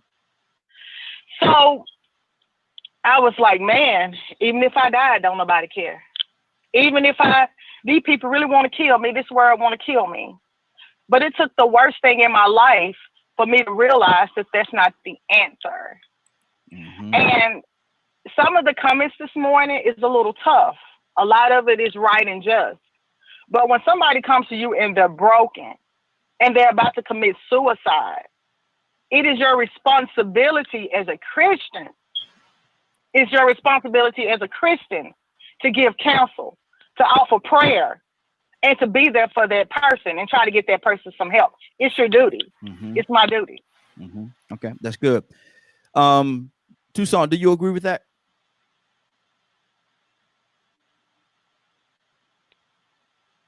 Donna, you there? Donna, wake up and go to sleep. Wake up and go to sleep. Anna, what do you say to that? I agree what Andrea said about, if somebody comes to you about suicide, you have certain responsibilities. However, what I'm going to say, I'm just being honest. Why does this conversation keep going back to suicide? Sometimes when I ask somebody for advice, it's more than just suicide. I've been there at the suicide attempt. I've talked to you guys about a very, very abusive relationship I was in that I had nobody. I had to find my way out. And the only way I found my way out was through prayer and asking God to take me out of that. I think we all are a little more sensitive if somebody is coming to you at the point that, I'm so depressed, this and that. But every time somebody comes to you, and when I originally saw the topic, it's not always about suicide, like I said, and I keep going back to other things. I've asked Leonard for advice on starting a business. We've all done this. I don't think suicide is the only topic we should be going into, because there's other topics that do matter too. I respect what everybody's saying. I really loved what Bishop said to his son, because there are more fish in the sea. Although he was married and God doesn't call for us to be divorced, if it's not working out and you want to party, obviously there was other people in her world. So just move on. You know what I'm saying? Don't sit here and mope and grope and, there's more fish in the sea. I hate to say it like that, but that's the truth. You're not going to die if this person leaves you. We've all survived things like this. And, like I said, and I always say it, you don't know what anybody's going through. I don't know what Leonard's going through right now in his personal world. I don't know what Raheen or Frank or anybody else is going through in their personal life. However, what I do is I attempt to, when it comes, I try to be a little bit sensitive. But if you are asking me for true advice, look, this is going on in my personal life. Now, if you're talking to me about suicide and stuff like that, I'm going to transfer you to somebody like Kurt, who's a lot more sensitive to that kind of stuff, because I'm not. And God will give you discernment. I'll pray with the person, but that's where it stops, if that makes sense. I'm not going to, you can't sugarcoat things. If you're out here ripping and running with other women, most of everybody who's in the panel is men. If you're out here ripping and running with other women, do you think I'm going to tell you that that's okay? I'm going to tell you the raw truth. What you're doing is wrong. That's that, and if you don't like it, you don't like it, but that's not what God's law tells you to do. And we all know this. So that's where I stand with that. Okay, good deal. Hey, Bishop, you there? I'm here. I want you to do me a favor, man. And if you don't mind doing it, when you get a chance, first chance you get, tell I want to say the name right, Jermaine. I say happy birthday. Jameer, yeah. See, I knew I was gonna butcher it. Yeah, tell him I say happy birthday, brother. Let's keep this thing going. Absolutely. Leonard, what's on your heart? I was listening to what Anna was saying, and I wanted to make sure that we give out the suicide hotline number 1-800-273-8255. We're trained professionals out there to help you if you are having thoughts of suicide. Also, I put a post up there for you to go to the website as well. If you want to put it up there for your listeners or what have you. Yeah, I got that. That is different. People shouldn't be asking. It's different. You don't ask nobody no advice about suicide. That's not an advice issue, is it? Absolutely. Really, is it an advice issue? No, Absolutely right. I'm no. with you with that. That's like a 911 call. Mm-hmm. Don't come to me and put the burden on me to decide whether or not you should kill yourself or not. Mm-hmm. That's selfish. That's even more. That's just selfish. Mm-hmm. And we have to get into understand. Like one, it used to always occur to me where a lot of people who find themselves in certain issues over and over and over again. You have to really look at the entire process. Why? That's probably what why? Mm-hmm.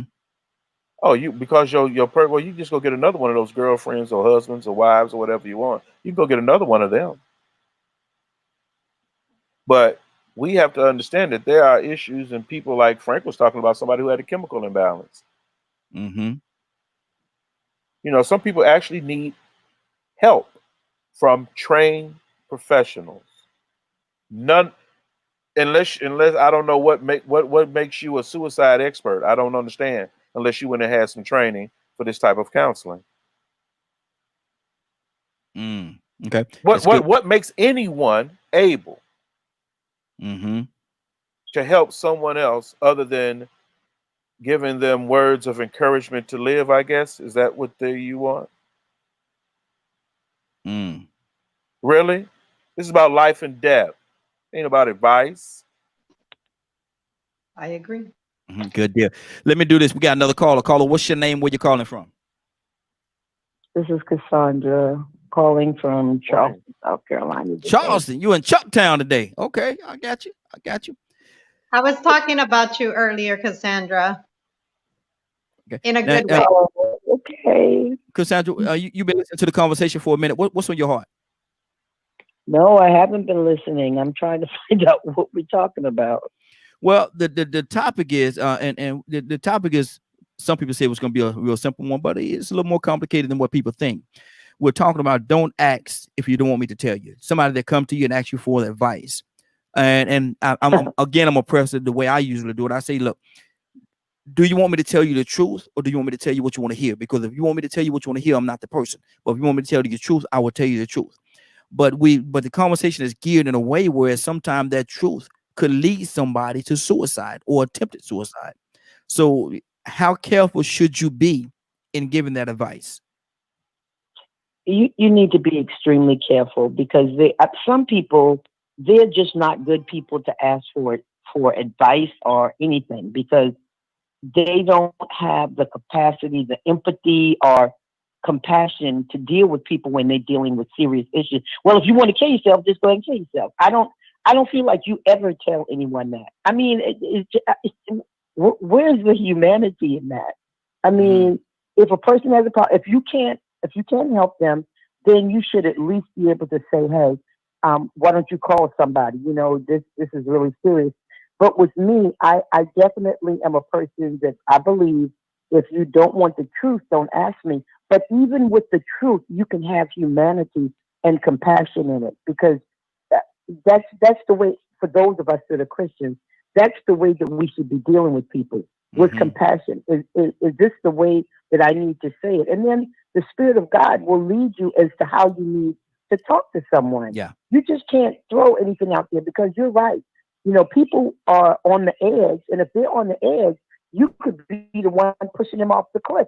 So if you know that you don't know how to talk to people with compassion, then just say, hey man, let's call somebody, or you know, here's a number or whatever. But we just got to be careful about that. As a counselor, I know that life and death, like the word says, is in the power of the tongue. Wow.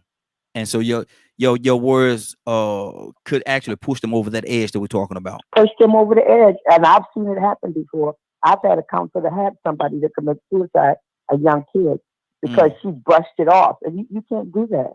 You know, you just can't do that. Exactly. Teresa, what's on your heart?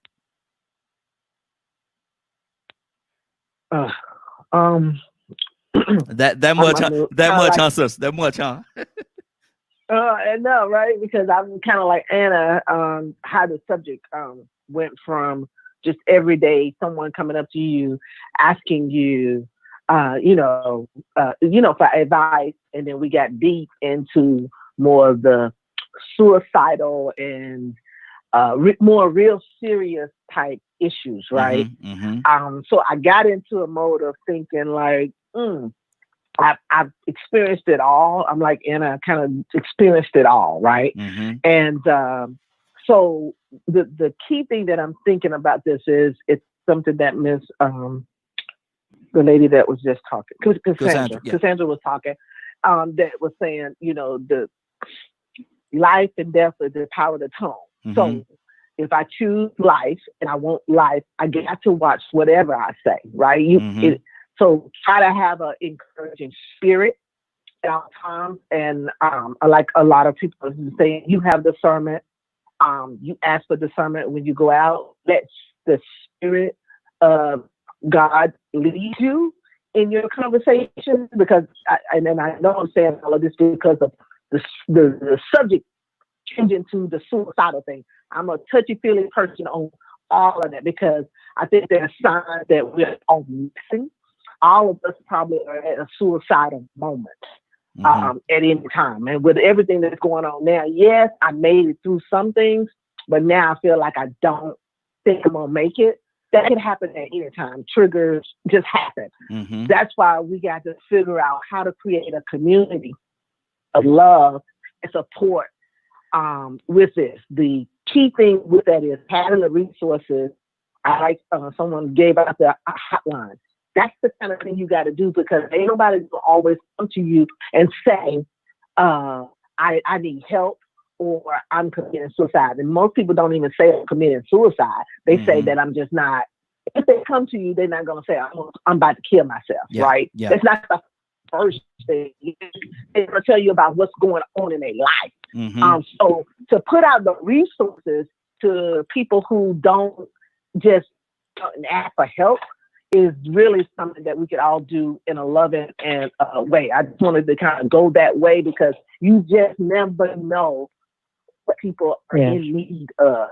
And that's why I kind of just wanted to go there with that. Good deal. Leonard, what's on your heart, brother? Talk to me.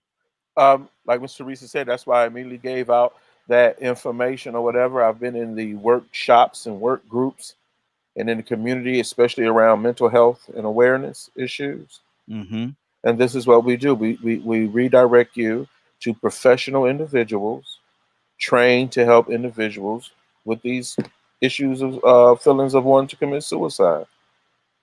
You know, so it's more of a mental health issue than anything to me, where people need to be evaluated properly. But do not get trapped in someone else's misery because pretty soon there'll be two people trying to commit suicide. Wow. Okay. That's good. And see, my thing is this right here, man. And a lot of people are listening to the conversation and the course and the turn that the conversation has taken. And we actually got the suicide hotline going across the screen here. 1-800-273-8255. The suicide hotline number is 1-800-273-8255. 800-273-8255. And if any one of you are out there that's listening to the sound of our voice, if you're even contemplating or have any thoughts at all about that, call that line. And if you, for whatever reason, you don't want to call that line, call us. Give us a call right now. 678-381-1973. 678-381-1973. Now, all of us, we got a few people on here that's actually counselors that can actually talk you through the situation. All of us are not experts, but we do know how to talk to you, and we'll listen. We'll be that listening ear, if you will, to hopefully help you make it through the situation that you're going through right now. Kurt, what's on your heart, brother? Frank, coming to you next. You know, Raheem, I'm going to speak biblically just for a minute here.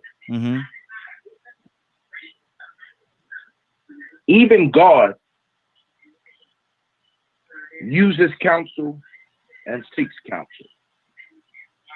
So basically what I'm about to give is the beginning, the middle, and the end. In the beginning of the scripture canons and text, there's a scripture I want to say it's in Exodus. I want to say it's in Exodus. And God came to Moses And if well, I ain't gonna say if you really read, because then that would insinuate that nobody's really reading. But if you just pay a little closer attention to the scripture, God actually came to Moses to seek his counsel. The scriptures say that God was walking with Moses, right? Mm-hmm. And he was walking with Moses, and he was angry at man. He was angry at the Hebrews, and he basically told Moses, look, man, I'm sick. I'm just going to kill them all. I can kill them all, and we can start over again. Moses, in return, said to God, hey, no. You done brought these people out, put them in a strange place, blah, blah. Man gonna be man. Give him another shot.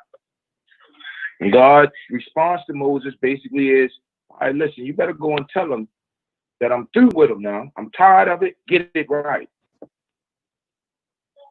But the premise is God came and walked to Moses. He could have stayed in heaven and just spoke to Moses through his head. But he literally came and walked with Moses and said, look, I'm tired, man. I'm tired of seeing this.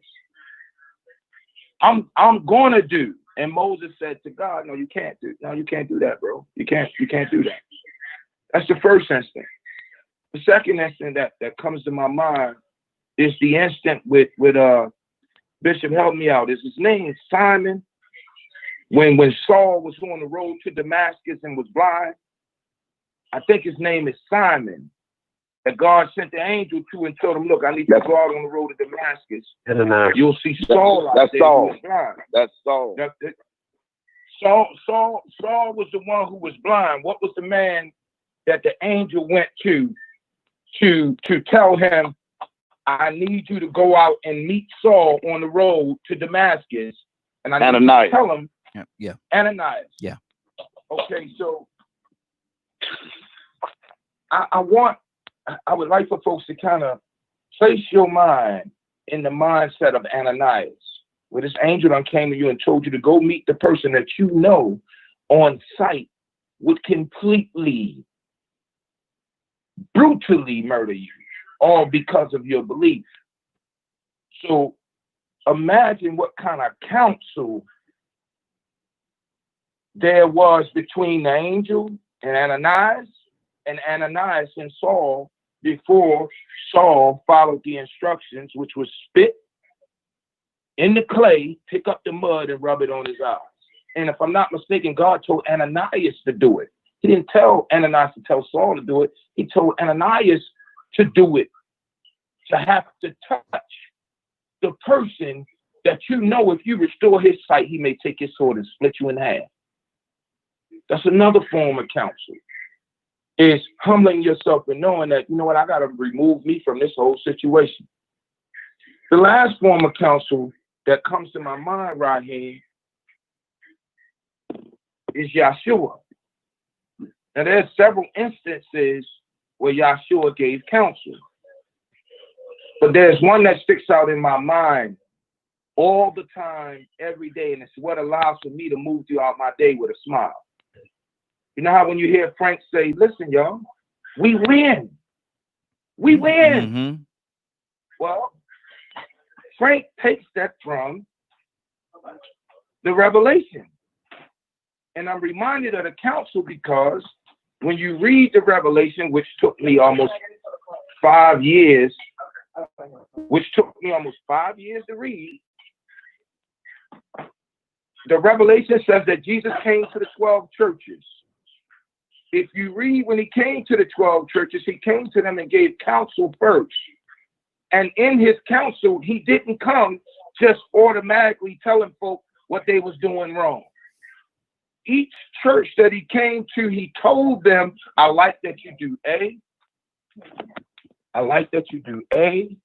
I like that you do B. I even like the way you do C. But if you want to be closer to the Father, if you want to be closer to the Spirit, if you want to be closer to me, I need you to do D, E, and F. Mm-hmm. So basically what he did from a counselor's perspective is he not only told them what their problem was, or he not only addressed their problem, he told them, okay, listen, You have corrected the problem, but you still ain't found out where the root source is. Your root source is over here, and I need you to correct that in order for you to be in my fold. Good deal. Good deal. Let me go So to hearing everybody express themselves, it kind of let me know that we all going in the same direction. We all on the right path. We all going in the same direction. We just got different routes to go. But exactly. everybody is pretty much on point, bro. Okay, good deal. Let me go to Frank, and after that, I'm going to Donna. Donna, unmute your phone. Donna, come to you next. Frank, what's on your heart? Cassandra, be on standby. You know, they brought my main man Paul up, and they brought up scripture concerning Paul. But I want you to consider Paul's heart in everything that Paul did. And Paul, he even after he rebuked the Corinthians, he went to them and he told them, look, it's not my goal to crush you. I'm not here just basically to hurt your feelings or just to destroy you. That's not my goal. But if I bring rebuke, and he's talking about basically, if I come with God's heart, it may be difficult for you to hear, and it causes you to repent, then to God be the glory. But you got to understand there's a difference between you being in the spirit and God calls you to say something that may be difficult for somebody to deal with than you just being mean. You just you came out of the world with this anger issue and with this mean spirit, and you have continued it on throughout your salvational walk. Because Paul tells us that's not my goal. That's not why I'm here. And at the end of it is, he says that no matter what I do, I'm doing it in the spirit of Christ, so that you repent. It was always God's will that Paul moved in. So that's a completely difference. And then I want to say this, and I'm gonna let you guys go. The question was asked a couple of times: how did we get to this serious place? Because see, we need to understand the consequence of the things that come out of our mouth. Scripture talks about that. We need to understand that the things that we say has consequence. And we may think that that's just what I do. That's how I get out. Somebody ask me a question, you shouldn't ask me. This is what I'm going to do to you. You ask me, this is what I'm going to tell you. But we need to understand there is a consequence for being brutally honest. There's a consequence, especially when that person has a reverence for you. Good deal. Good deal.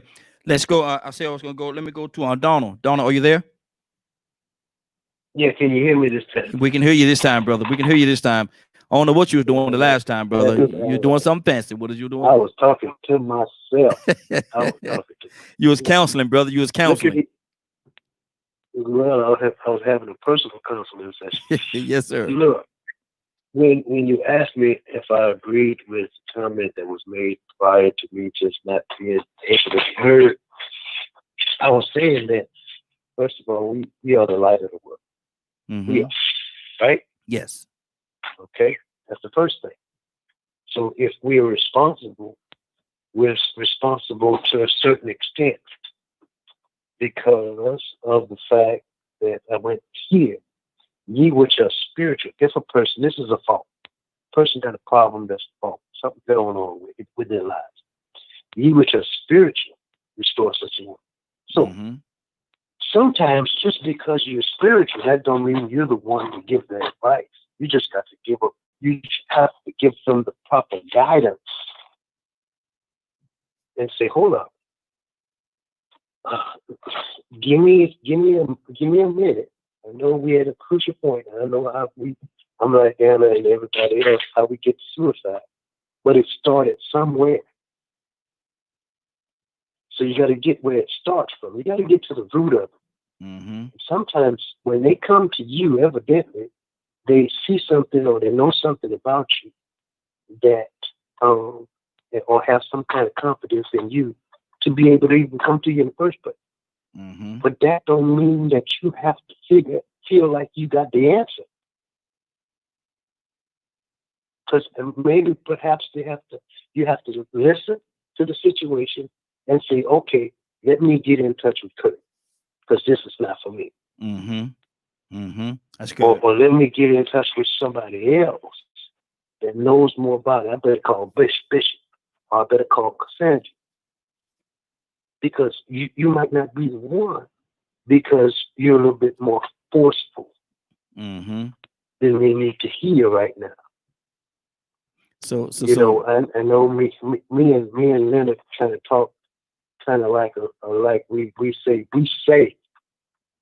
that we gonna give them, just let them deal with their own situation, but that's not the case. Mm-hmm. Mm-hmm. That really is not the case. If it was, we wouldn't be here. Mm-hmm. That's not Christian. But we got enough sense to know that I'm listening to you, I hear you, but I'm not the one to fix your problem. Yeah. Yeah. You need professional advice. Mm-hmm. One more other thing. Everybody ain't Christian. Mm-hmm. So if they're not Christian, as a Christian, you got to know that you got to remember when you once was. Come on. Mm-hmm. You know what I'm saying? Yeah. Yeah. Because we want to throw the book at people that don't know the book. They know the streets. Mm-hmm. Come on. So let me throw some street. Let me throw some street at you. Mm-hmm. That's good. That's you good. know what I'm saying? That's good. Because we can't always. Jesus met people where they were. Mm-hmm. We got to meet people where they are, not where we want them to be. Mm-hmm. And that's good. That's good. Donna, you don't talk a long time. When you talk, you try to say something, don't you? My mouth be open. Yes, sir. It sure do, brother. It sure do. Cassandra, what's on your heart? I'll tell you, I would like to right now pass the plate and donate all the money to Donald for what he just said, because it really, I mean, what he said was powerful. Mm-hmm. And we when people come to us when they're in trouble, that means that someone said it. They have some type of respect or for you, for what you say or who you are, and we just can't be cavalier with answers, just throwing out whatever. And no, if someone comes to you, that means that they obviously trust you enough to say to you, hey, I need some help. I think you might be able to help me. And then if you can't, and I've been in ministry over 35 years.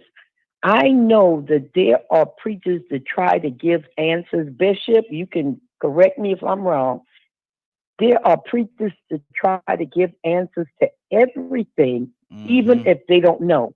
You can't do. I don't try to. If I don't know, I'm going to say, "Hey, can I get back with you in a few minutes? Whatever. Let me reach out to somebody, because we don't have all the answers. Mm-hmm. God is all knowing. We ain't all knowing. Yeah. I mean, He'll give us the wisdom what to tell people, but we have to learn to be compassionate and empathetic to people that are hurting, because I always remember, there but by the grace of God go I. Yes. That could have been me in that situation. And how would I want somebody to handle me? Mm-hmm. Mm-hmm. That's good. That's good. Bishop, what's on your heart? I'm listening, man. I enjoyed the comments. I always tell you I enjoy the people's comment. Brings us around to a different perspective of how we view things, see things, and Some may not be lined up with mine, and mine particularly may not line up with everybody else, but it's their opinion of how some things should be. I'm reminded in Isaiah 30 and 10 when they began to talk to the prophets. And they said, prophesy, speak unto us smooth things, and prophesy lies. And that's what the people typically want. They want you to come to them in a smooth way and pacify their egos or coddle their spirits and feelings. Mm-hmm. And that's not a healthy thing. The Bible goes on to say, when thou art spoiled, what would thou do? If you ever get into a real argument with someone, and because you've been talked to so gently for so many years, if somebody raises their voice at you, you'll start crying. You'll think everybody is against you. Nobody likes me. And so then where are you? You're worse off now than you were prior. I served 6 years in the United States Army. Basic training was not a cakewalk. And anybody that ever served in the military, no drill instructor come to you now, man, do them push-ups. You can do them, baby. Come on, baby. They don't do that. Roger that. You doing them push-ups. You do what they have you to do. Mm-hmm. And that's just it. We're in a society today, and the topic is, don't ask me if you don't want me to tell you, so to speak. Mm-hmm. If you don't want to know the truth, don't ask me the truth. If you don't want to tell me what's going to be beneficial that I can help you, because at the end of the day, my brother, I don't want nobody to just give me no Kool-Aid all the time. Give me some castor oil or whatever, 666, to help me get rid of this problem that I'm dealing with. And it really irks me that it happens on a daily basis, and that's what everybody wants. Speak nice to me. Tell me, I'm going through this. That's why I said what I said about my son. I know my son wasn't in a good place mentally, his situation with his wife, but what am I supposed to say? I understand, son. I don't, because my wife ain't left me. Mm-hmm. But what I can tell you, man, get yourself together, brother. Yeah. Let's move it on. And no, I stand with Anna and come down to the word of God and marriage and how marriage is supposed to be. That's when I give advice, I explain to them, are you sure this is what you want? I'm tell you, I done got to the point. I don't even want to perform any more marriage ceremony because I don't want nobody to break up. It makes me look bad and feel bad that you broke up under my leadership and I did all this training and counseling with you about marriage and what marriage consists of. It's a give and take. It ain't no take. You give it yourself, he give it himself, and both y'all receive it in a very good way. Mm-hmm. But at the end of the day, my friend, and I'm not going to try to prolong the conversation, I'm just going to say it just like this. If anybody wants to be counseled and they want to know the truth, and they want me to tell them straight up what is and what ain't, then trust me, I'm going to tell them. But if they come to me and they think Greg going to say, okay, baby, it's all right, then you better go talk to somebody else because you ain't going to get that from me. Mm-hmm. I can tell you straight up, I'm going to keep it real 100%. And I think Kurt was saying it, and he didn't quote James. But James said it'd be slow to speak and swift to hear. Mm-hmm. So I'm going to listen to what you're going to say. But when I get through listening, I want you to hear what I'm going to say.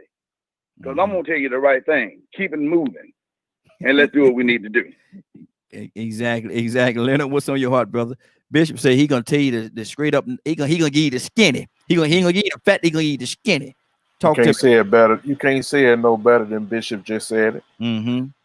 Because that's just the way life is, and you can't always be around here. And I think we alluded to it before. We need some. We have to understand that we must get people ready to live, ready to change, ready to do something different. We can't coddle that spirit of defeat and all these types of things because it'll get the best of you. Because if you're already weak, if you already got to go talk to somebody else about committing suicide, you're in a dangerous situation. Yeah. And it can go either way. At any but moment. I know how you can live is if you change today. Just don't do it and try to do something. Whatever it is that got you here, stop doing whatever that is. Now that's the answer. You may not want it, but that's the answer. I mean, you got to get into a situation with people that have therapeutic practice behind them, that is able to go through these layers of wherever it is you found that this was the solution to your problem, or what have you. But I'm like Bishop on that. You know, I'm not into the, you know, the coddling and the this, that, and the other, because it's not helpful. Because what about the next situation and the next situation and the next situation?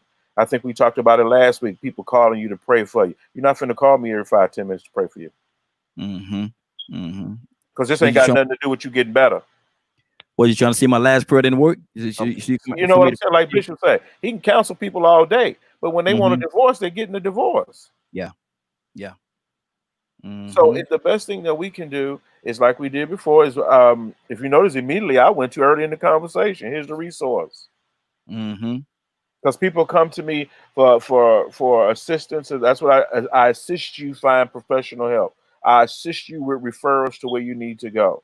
You know, I'm not. People say, "Well, if people reverence you, that's the problem." Reverence you for what? What you got the answer to that God don't have? Come on. So one, that's a serious deal when you start taking responsibility for how other people feel and think.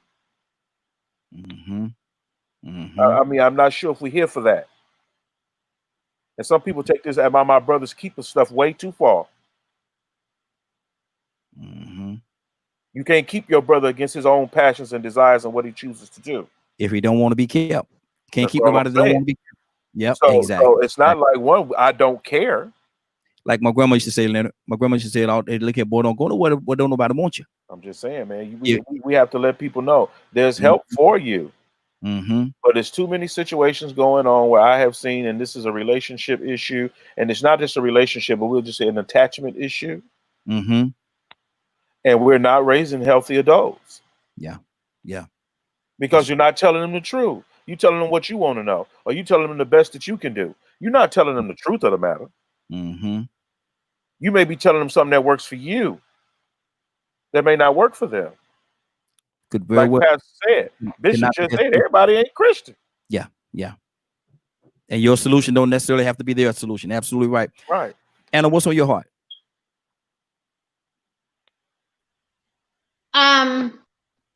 Leonard, finally somebody who says it just how I've been thinking it, you know. And I want to say something about Bishop and Leonard. They were in the military, but I'm actually an Army brat. It was very black and white in my house. It's pretty much, and that's probably why I do agree a lot with what is being said. You know, personally, I can't talk to somebody about suicide. That's not something I can talk to you about. But if you come to me, if Leonard comes to me and he says to me, look, Anna, I'm having these temptations with whatever, okay? I'm going to say how it is, and I'm going to come at him biblically, because I am a Christian, and whoever, you know, whatever other religious beliefs you are, hey, that's probably how they should come to Leonard, which, you know, anyhow.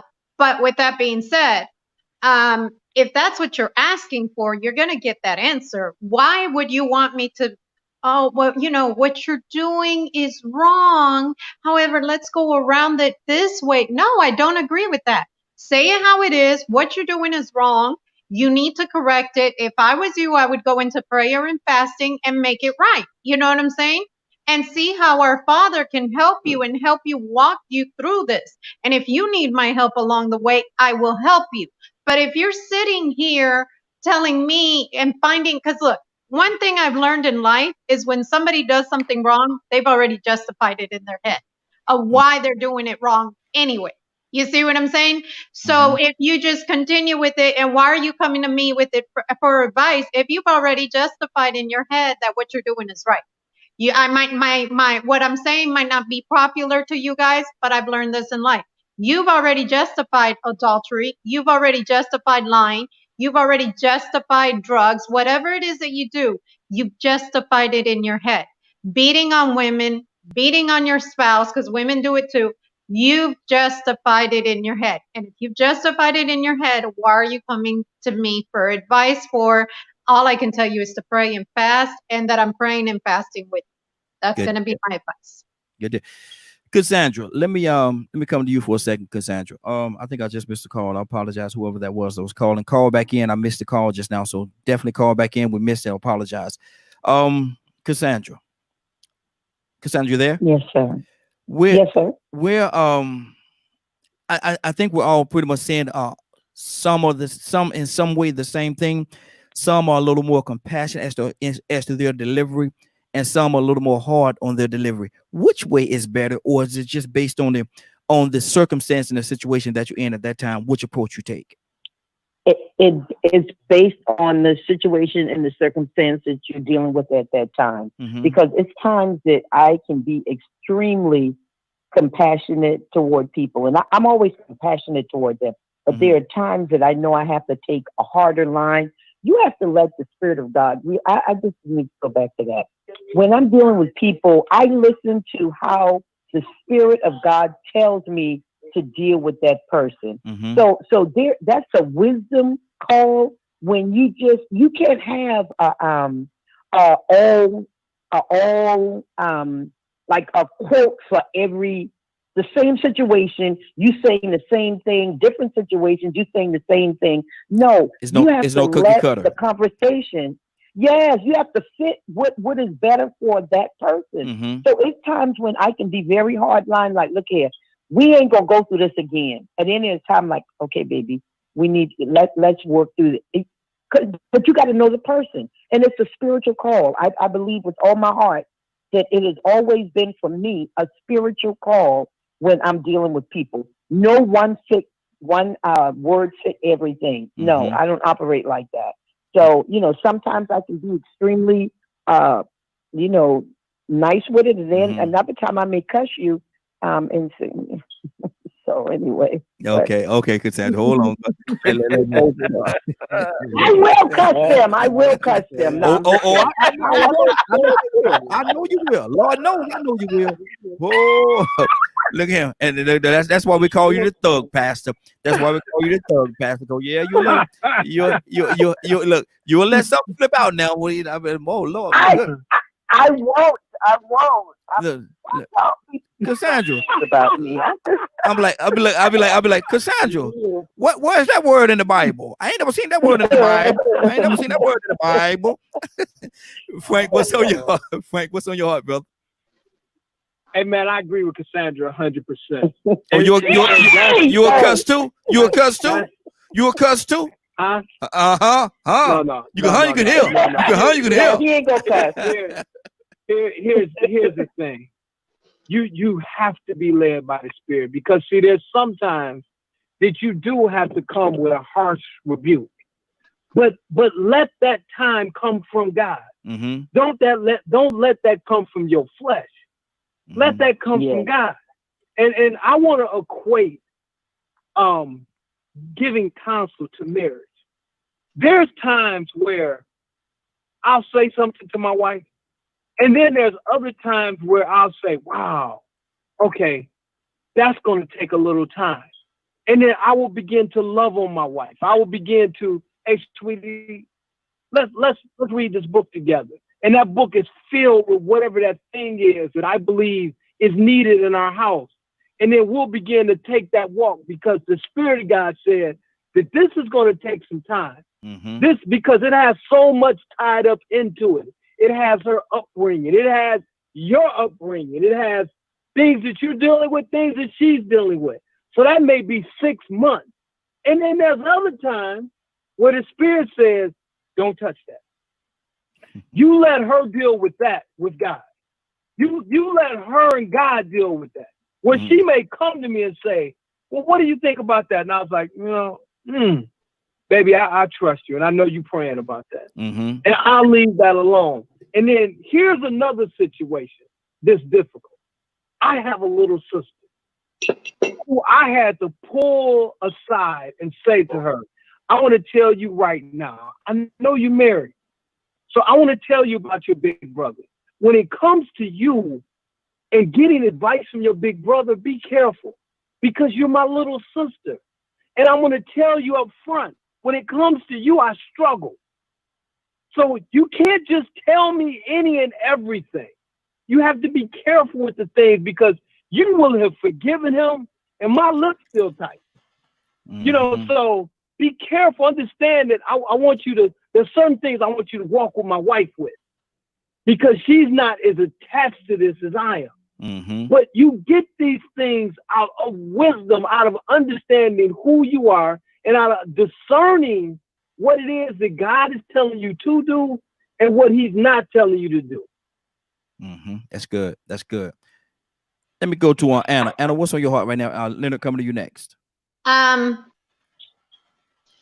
Frank had a very good point when it came to his sister and discerning. Hold on.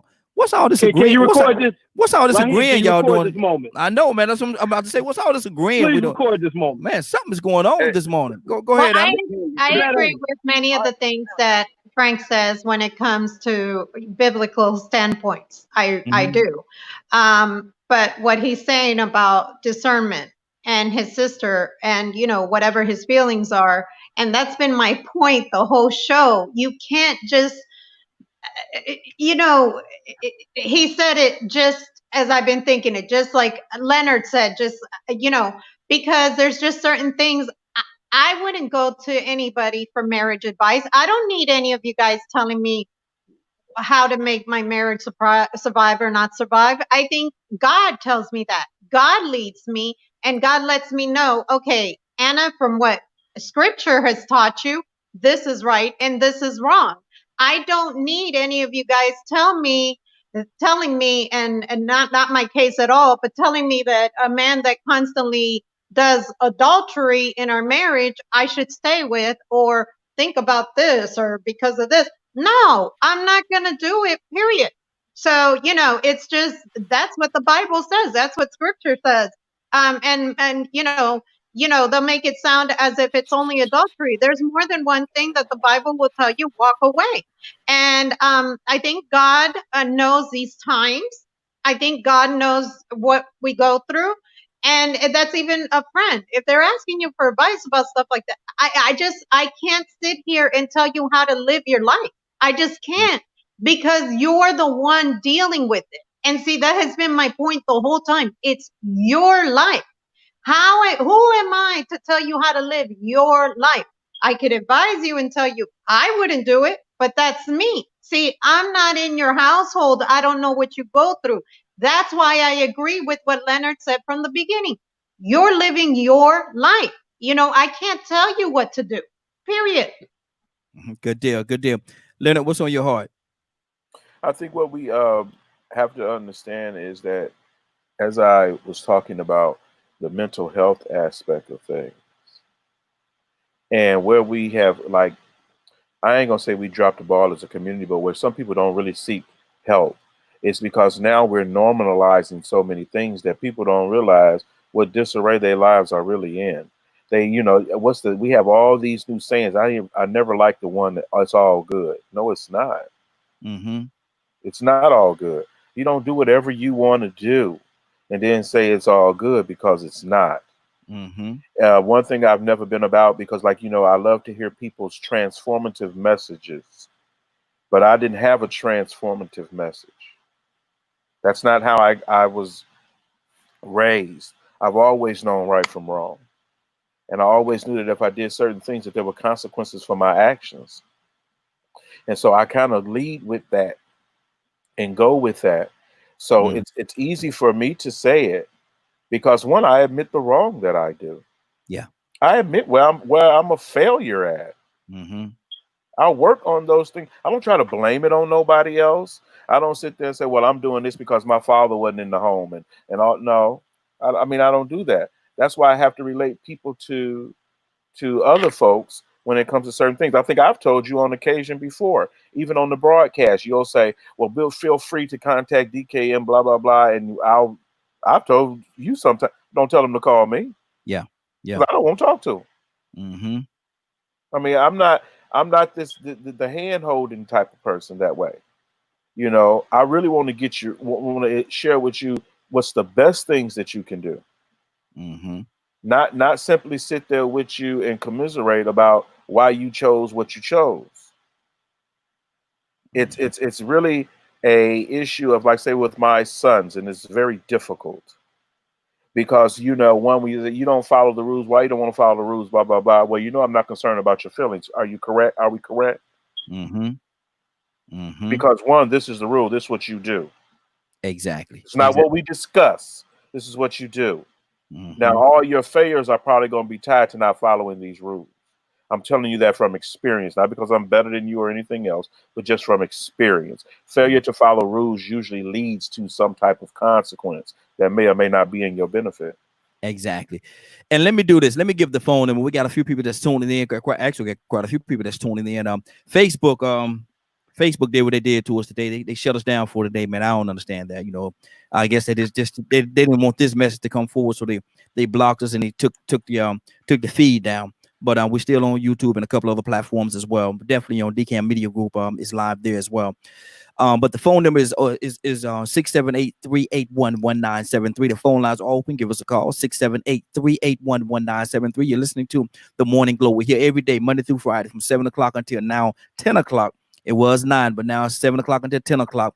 They put a vote in last week and they want to take this thing to 10. So we definitely want you all to be a part of it and join us on a daily basis. We have different topics every day. We got a doozy tomorrow. Ooh, it's gonna be rough tomorrow. So y'all make sure y'all come and join us again tomorrow. Yeah, Leonard, it's gonna be tough tomorrow, bro. It's gonna be a doozy. It's a doozy. I need to go check that doozy out. Yes, sir. It's a I tell you what it is. I tell you whatever you want to know. You know, I just got smart enough to start looking at your when I caught on, I was like, oh, so this is how he puts it out there. Monday, Friday. Yeah, Monday, exactly. And really, Leonard? You didn't know? Well, for a while I didn't. Mm-hmm. And then when I started realizing, oh, that's what he's going to talk about Monday, Tuesday, because I used to would always tell he used to would ask me, I think on the other show, you want to know the question? I was like, no, I don't really. Yeah. So I never used to look because I used to want to catch myself off guard to keep me engaged. Yeah. And so I would always not want to know the question ahead of time. And see, I'm gonna tell you what he look at me. He said, "Oh man, I ain't calling in on Thursday. I don't like that." see the laughter done gave you away, brother. That laughter done gave you away. No, I ain't calling on that. But listen, I forget everything. Exactly. The phone lines are open, 678-381-1973. Everybody's welcome to call in. Give us a phone call. We'd love to hear from you. And everybody that's listening new, that hadn't listened before, thank you for joining us. We definitely appreciate you being a part of what we're talking about. Donald Toussaint, what's on your heart, brother? You got 2 ears and 1 mouth. Mm-hmm. And especially when somebody comes to you, don't be too. I think somebody said, I think Bishop said, swift to hear, slow to speak. Exactly. Hey, Donald, if you don't mind me saying, I gotta say something to you, brother. You kind of threw me off that time, Donald. I gotta be honest with you, brother. You kind of threw me off, and I'm gonna tell you why I say that. That's all right. No, it ain't nothing bad. When the Mississippi came out of you, brother, when you said, I thought you were saying ears, but you were saying ears, and I had to listen real close. You said you got 2 ears. I said, oh my Lord. Oh, man, look, hey, don't put me in the category with Mississippians. Oh, yeah. Oh, okay, I got you. I'm sorry, brother. But hey, there it is. I'm sorry, brother. I didn't mean it. I did not mean it. Now I got something worse than that. I mean, better than that. What's that? I'm of Haitian descent. Mm-hmm. Okay. Yes, sir. So that didn't really throw you off. You got 2 ers in 1 mouth for a reason. You got 2 ers. Cassandra, what's on your heart, Cassandra? Hello. Yes. Yes. I'm just excited that we have such a group of diverse people, because then we can have perspectives from different areas. Yes. And everybody handles things differently. I think that a platform like this would be boring if everyone agreed on everything. Yeah. I mean, you understand? So we're all expressing from our own point of view. You have people here that are clinically trained. You have people here that are spiritually trained. You have people here that are just coming from, personal perspective. So that is what makes a healthy program. So, hats off to everyone on our team, because I just feel like we have a great group of people. Absolutely, absolutely. Bishop, what's on your heart? And thank you for that, Cassandra. I really appreciate it. Bishop. Man, I'm gonna tell you, I'm sitting here listening. I wanna Bishop, let me ask you a question. Go ahead. Are you high and a happy, elephant elated, and porcupine proud? What in the world? What's that? Can I say it again? Uh-uh. Can I say it again? Oh, Hey, where you get that from? You get that from Frank? Oh, no. Carolina. That's where he got it from. Carolina. Absolutely. Hey, you got to be high and a happy, elephant elated, and porcupine proud. Oh, my goodness, boy. And you say I'm country. I ain't never heard that. There you go. That's what I want to say, man. I was listening to Frank, Mm-hmm. and we always call my girl, the thug pastor. I ain't gonna call her name out because she may say something to me on the radio. So I'm gonna keep but you know who she is. Hey, but look like hey, go just. Hey, but I am officially changing my name. I'm gonna just officially change. So you're the thugette pastor. So you're the thugette pastor now. The thugette pastor. Okay, we understand. Hey, but the way Frank was talking, it sounded like he's the thug preacher. Exactly. He's the thug pastor. He's the thug preacher. Yeah, man. Look here. I'm gonna break you down. I'm gonna break you down in the name of the Lord. All right, Frank, go ahead, bro. Mm-hmm. I'll tell you the truth, man. But Cassandra, I think she said it best, man, as it relates to diversity. And those are one of the things that I really compliment DKM Media about, is that you bring in a diverse crowd to come in and make comments, give our opinions or our thoughts.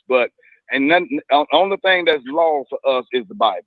Mm-hmm. Our opinions about situations and things, those are our opinions. You can take it with a grain of salt and keep moving.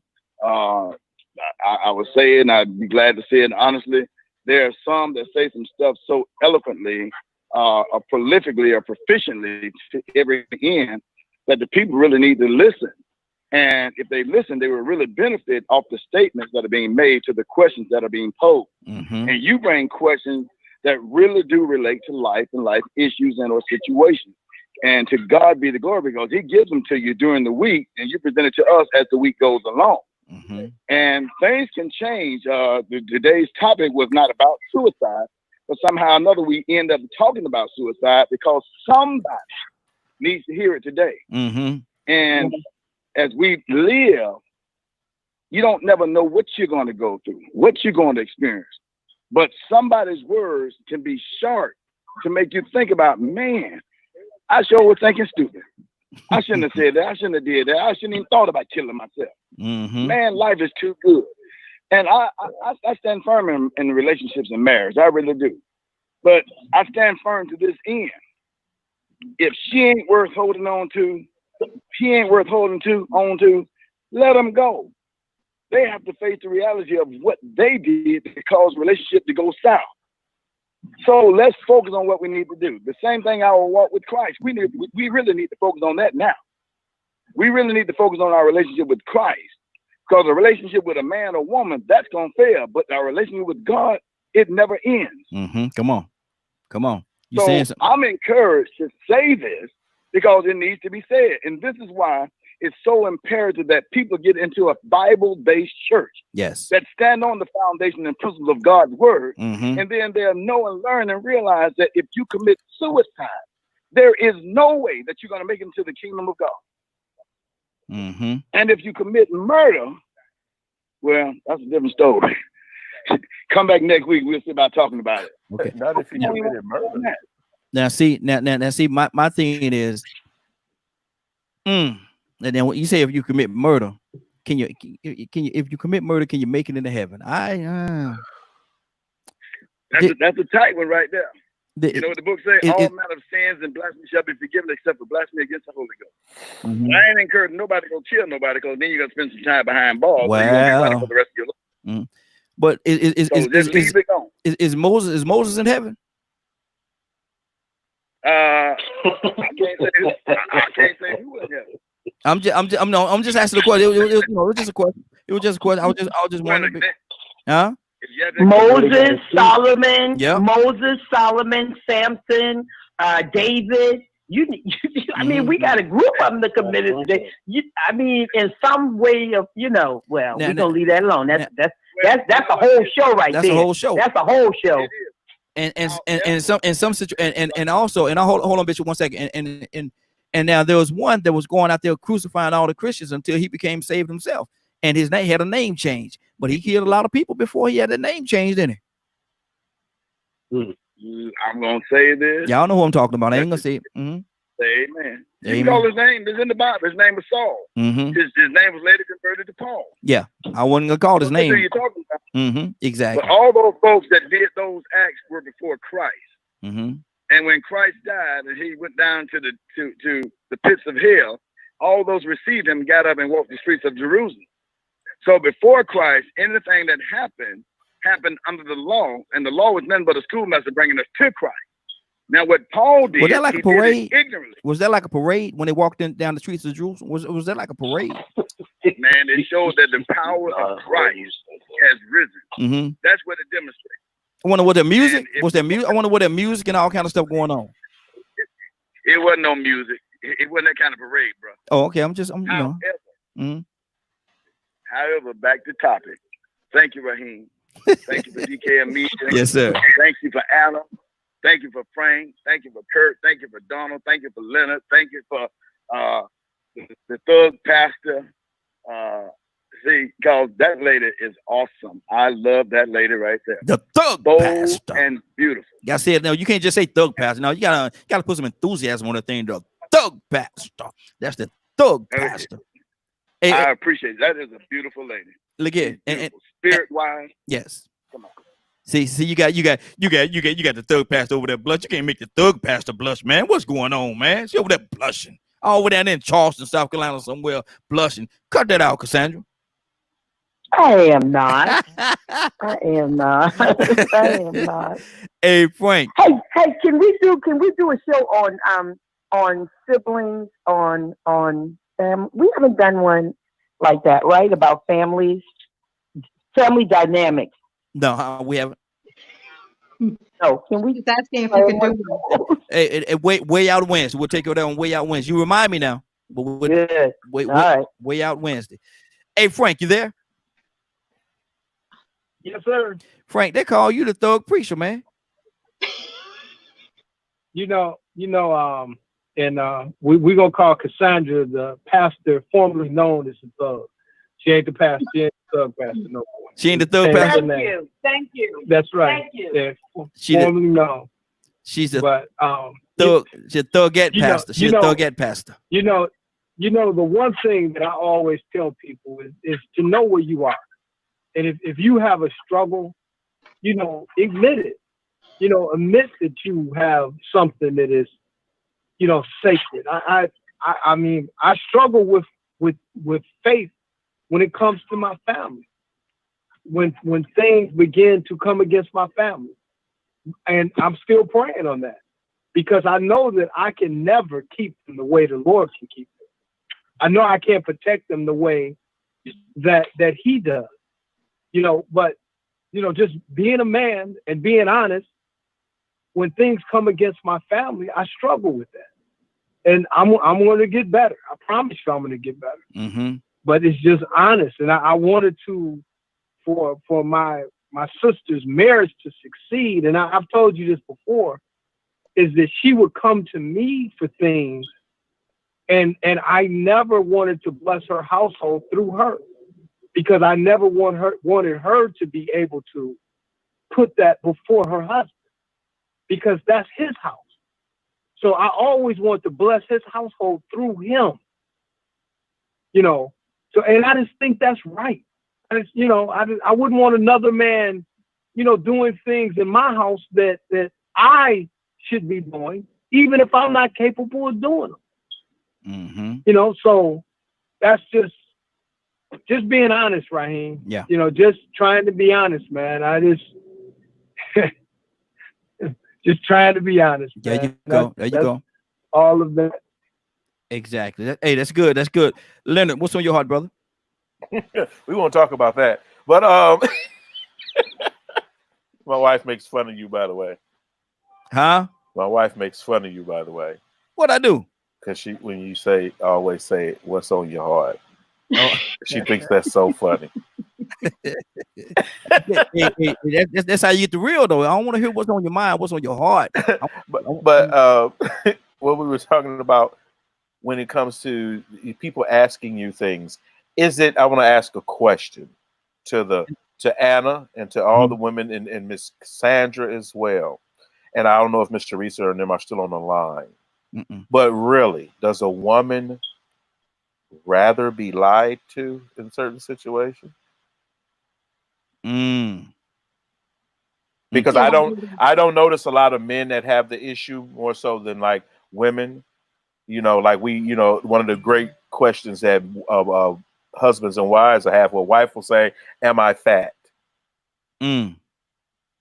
If you're fat, shouldn't I tell you you're fat? Don't you do it, boy. Don't you do it.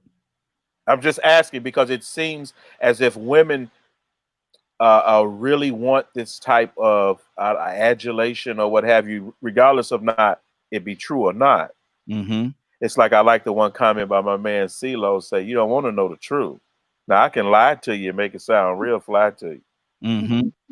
Hi, this is Cassandra Alexander. Okay. And I just wanted to know because it seems like a women solicit things. Just seem like you say, is this a setup? You know? So I would love to hear what Anna and other women think. I mean, is that what you want? So see, what you got to do, I'm sorry, Anna, but what you got to do, man, you know, you can't, she asked you, is you fat, man? You can't say, I need a woman's point of view. Man, just reach down and squeeze, and I'll let you know if you should be talking. Just reach down and squeeze. Now, Anna. Honestly, because I've had these issues before, and I hear about them a lot, and people joke about them a lot, and sometimes it just, and this explains why I haven't really had girlfriends and things. So I just want to know: why do women want people to, solicit stuff like that from men? So I'll tell you, and I don't know if you recall this conversation, Leonard and Raheem. I actually spoke about this in the studio before COVID. We were all having a conversation. I did not solicit to be called fat. I was told that maybe when I go on air, because I'm on camera, I may want to lose some pounds. At the time, I wasn't I was in the process of losing weight because I know, especially during the winter months, I do gain a lot of weight. I really do. And I was like, why did you say that? I didn't even ask. You know what I'm saying? That was like my whole outtake. I know I had a few extra pounds. Now, because that bothered me so much, I'm down to a size 4. I did not ask. I did not care to ask if I was fat. I already know the truth. I can tell. I weigh myself, so I know how much my weight was for my height. I know what my BMI was for my weight and height. Okay, I did not solicit that. Now, if I ask you, do I look pretty? I expect the truth. I don't know about other women. But if I'm asking you, do I look pretty? I don't get mad if you tell me, well, those shorts or don't, especially in the summertime, I get hot. I get in a bad mood, when I'm outside. Well, those shorts, they're a little bit too short for, what you do. So, okay, I'll go and I'll change. But if I don't solicit for you, because I can weigh myself just like other women can, they know, I think that they just want things sugar coated. They're what I call attention seekers, in my opinion. You know, I don't solicit. They know you two were cracking up in the office when I told you guys. I did not ask for that opinion. And if you guys notice, I've lost weight because it made me feel some type of way. Because I'm like, well, you know, and then I was even told the camera adds 10 to 15 pounds, which made me feel even worse about the whole thing. So I was like, you know, I really got to lose weight now, you know? So I've been working on it. And in my opinion, to answer your question, and I'm sure Cassandra has her own, me, I don't solicit because I know I weigh myself and I know that there's a BMI. I know I get it all. Okay. I don't ask. Yeah. Let me do, we just lost Cassandra. Hopefully she's gonna call back in and give her input on this as well. But I want to, Leonard, we got a couple of fellas that are still here, and we're gonna help you out this morning, Leonard. We're gonna help you out, brother. We're gonna help you out. Now let me go. I'm gonna go to your brother. I know you want me to go to Toussaint next, so I'm gonna go to Donald. Donald, are you there? Yeah. Okay, Donald. Now that question that Leonard asked. Would you ask that question, and how would you deal with it? What question? Tell me your question, Leonard. Tell me. If a woman asks you, we'll use the woman, friends, because this was my question about why do women seem to solicit answers this way? You know, like asking you if they're fat. Come on, Donald. Come on, Donald. I don't care if they're size 2. I ain't asking.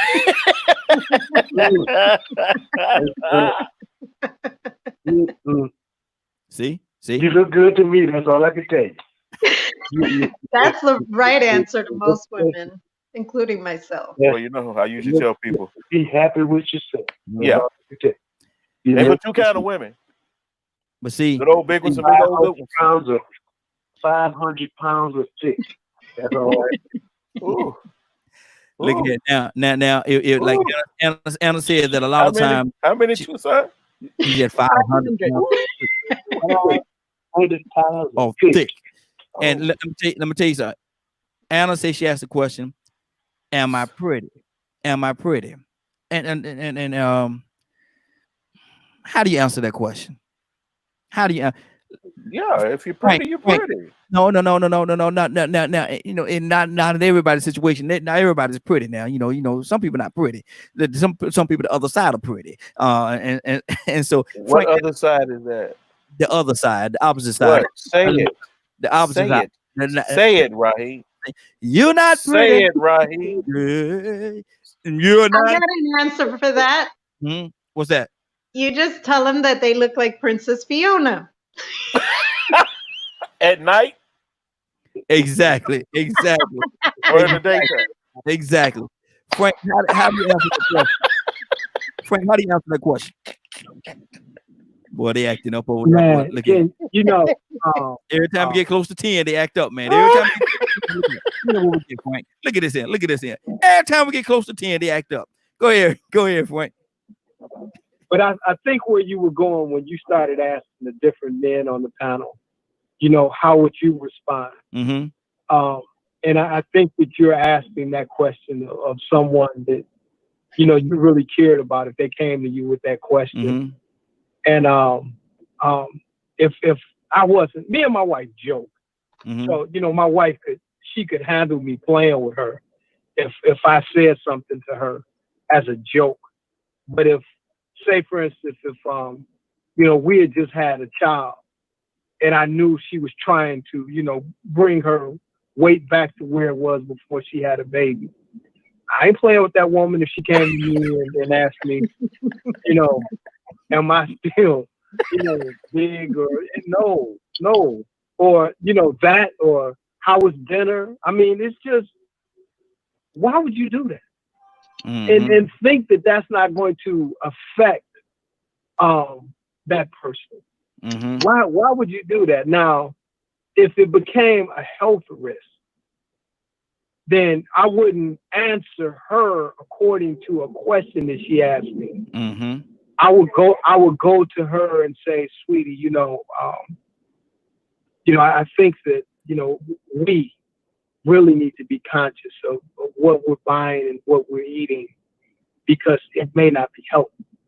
And I'm not So I'm not gonna play with my wife about so that. is that a nice, friendly, polite, kind You call way, it what you want to call it. kind way of saying, yeah, Hey, I just know the difference between my king size bed and the couch.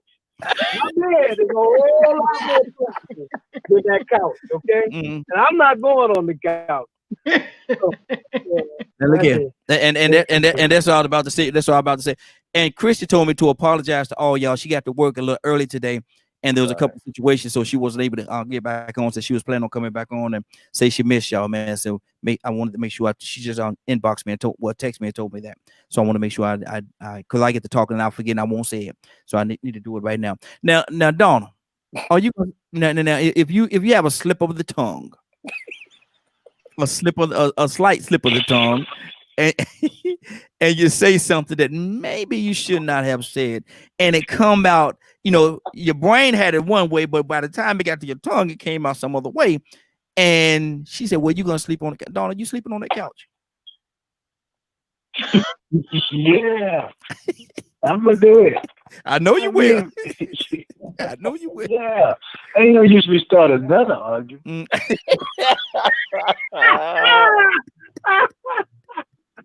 Oh, I love Donna, man. Hey, Raheem, you don't have to tell you go sleep on the couch. Oh man, you can make your bed so uncomfortable. Yeah, exactly. You get so many elbows and knees and cold shoulders. You go to the couch on your own. Yeah, exactly. You wish you would have. Lord, that's right. What? No. Watch this. Now we're going to do this, and we're going to Anna. Then we're going to get on out of here because it's 9:59. We're right at 10 o'clock. But Leonard, are you sleeping on that couch, brother? No, I've never slept on the couch. So if you have a slight slip of the tongue and it don't go the way that you want it to go, from your brain to your tongue, come out different. And she said, well, you ain't sleeping in this bed tonight. Oh, you sleeping on the couch, brother? I can't even imagine me and my wife having that conversation. Okay, so basically he's saying in a roundabout way, yeah, but I'm not gonna tell you. No, if that was the case, I really would. I really would tell you that. But it simply is not. I'm not concerned about how things really look, but more so about how they really are. So one, I am very upfront with my wife about a lot of stuff, and sometimes she'll shake her head, you know. But she knows. She's just like to say, well, man, if you don't want to know, don't ask. Don't make comments or whatever. Because guess what? I'm probably going to be, if it's the truth, I'm like, you know, I don't know about you, but happy birthday. Here's a treadmill. I'm not going to. I'm not. Hey, we're not going to talk about white. We're not going to keep having these conversations. 1, 2, 3 scratch. 1, 2, 3. We're not just going to keep having these conversations about your weight. We just not. You know, why you asking me? Merry Christmas. Why you carrying it around every day? I don't understand that. Here's your treadmill. Take the bow off of it and get to work. It's time. I'm just saying, get in it. Don't be looking at me talking about, you know, immerse yourself in your own health. You know what I'm saying? If that's what you need to do. But y'all guys that be sleeping on the couch and stuff because of stuff y'all say, y'all might need therapy. Anna, what's going on? Anna, what's going on? We're gonna leave that right there. Anna, what's going on at 3 o'clock today? Therapy, Lord, my Jesus. I shared some things with Anna on the chat. Okay. Anna, come on, Anna. If you missed this show, which was excellent today, you can watch it in its entirety at www.mediagroup.com at 3 p.m. Now you know you left DKM out there. www.dkmmediagroup.com. Yes, there we go. At 3 o'clock. Now, Leonard, bro. Sir. I don't know what I'm gonna do with you, man. Look here. We don't need no therapy though, brother. We don't need no therapy. I'm just saying, we're gentle. Don't do that. Women, stop doing that to guys. Put them on the couch. No. Stop asking them questions that you know the answer to. What happens when you don't solicit it? And and then getting all in your feelings, and then thinking somebody gonna want to sleep on the couch or all that time. Is that what you call being in the doghouse? That is the doghouse. That That's is. the dog. Oh, okay. That's the Okay. doghouse. I've been there a couple of times. I know what. I've been there a couple of times, brother. I know what it's like. Leonard, pray us out, brother. Dear Heavenly Father, we'd like to thank you once again for allowing us to come together to talk about things from a believer's point of view. We ask a special blessing for those right now who may feel like their life is not important. Please, Lord, we want you to lead and guide their hearts to get some help. I pray right now that you speak to their spirit right now, dear Heavenly Father, to let them know how valuable they are and what you have in store for them for trusting you. These and other blessings I ask in Jesus' name. Amen. Amen. Amen. Yeah, brother. We all done had that couch moment. I don't know, bro. Yeah, I heard you. I heard you. I'll tell you what, I'm not going to be on my couch. Okay, it's okay to go over your friend's house, sleep on his couch because you old lady done kick you out the house. It's okay, you know, long as you're on the couch somewhere, it's all right, brother. That's another show. That's another show, yes, sir. Yes, sir. I'm gonna let you know right now. That's another show. Yes, sir. We got a sofa sleeper. Not a sleeper sofa, a sofa sleeper. There you go. Hey, that's how you do it. Listen, it's 10:03, man. It's been a great broadcast. I want to thank everybody. Having an entanglement. Lord, oh Lord, look at. Hold on, what my mute button's at? Hold on. No, this ain't hold on. There we go. Now it's 10:04 now. 10:04 now. You're about to exit the Morning Glow, but before you go, I want you to do me two favors, if you will. One, I want you to continue to pray for us because we're certainly praying for each and every one of you. Number two, why this is real simple. I want you to go out there, find somebody, and give them a hug because you never know. It could be the only hug that they get, or it could very well be their last. Love you, and ain't nothing you can do about it. Have a great day and a better tomorrow. Now we shine some of this light on you from the Morning Glow. Take this light on into this wicked and cruel world that we live in, and let your light so shine. We're gonna wave bye to y'all. We'll see you in the morning. We'll see you first thing in the morning. Y'all have a great day, and if y'all don't mind, love somebody. You might find some love in return. We're out of here. Have a good one.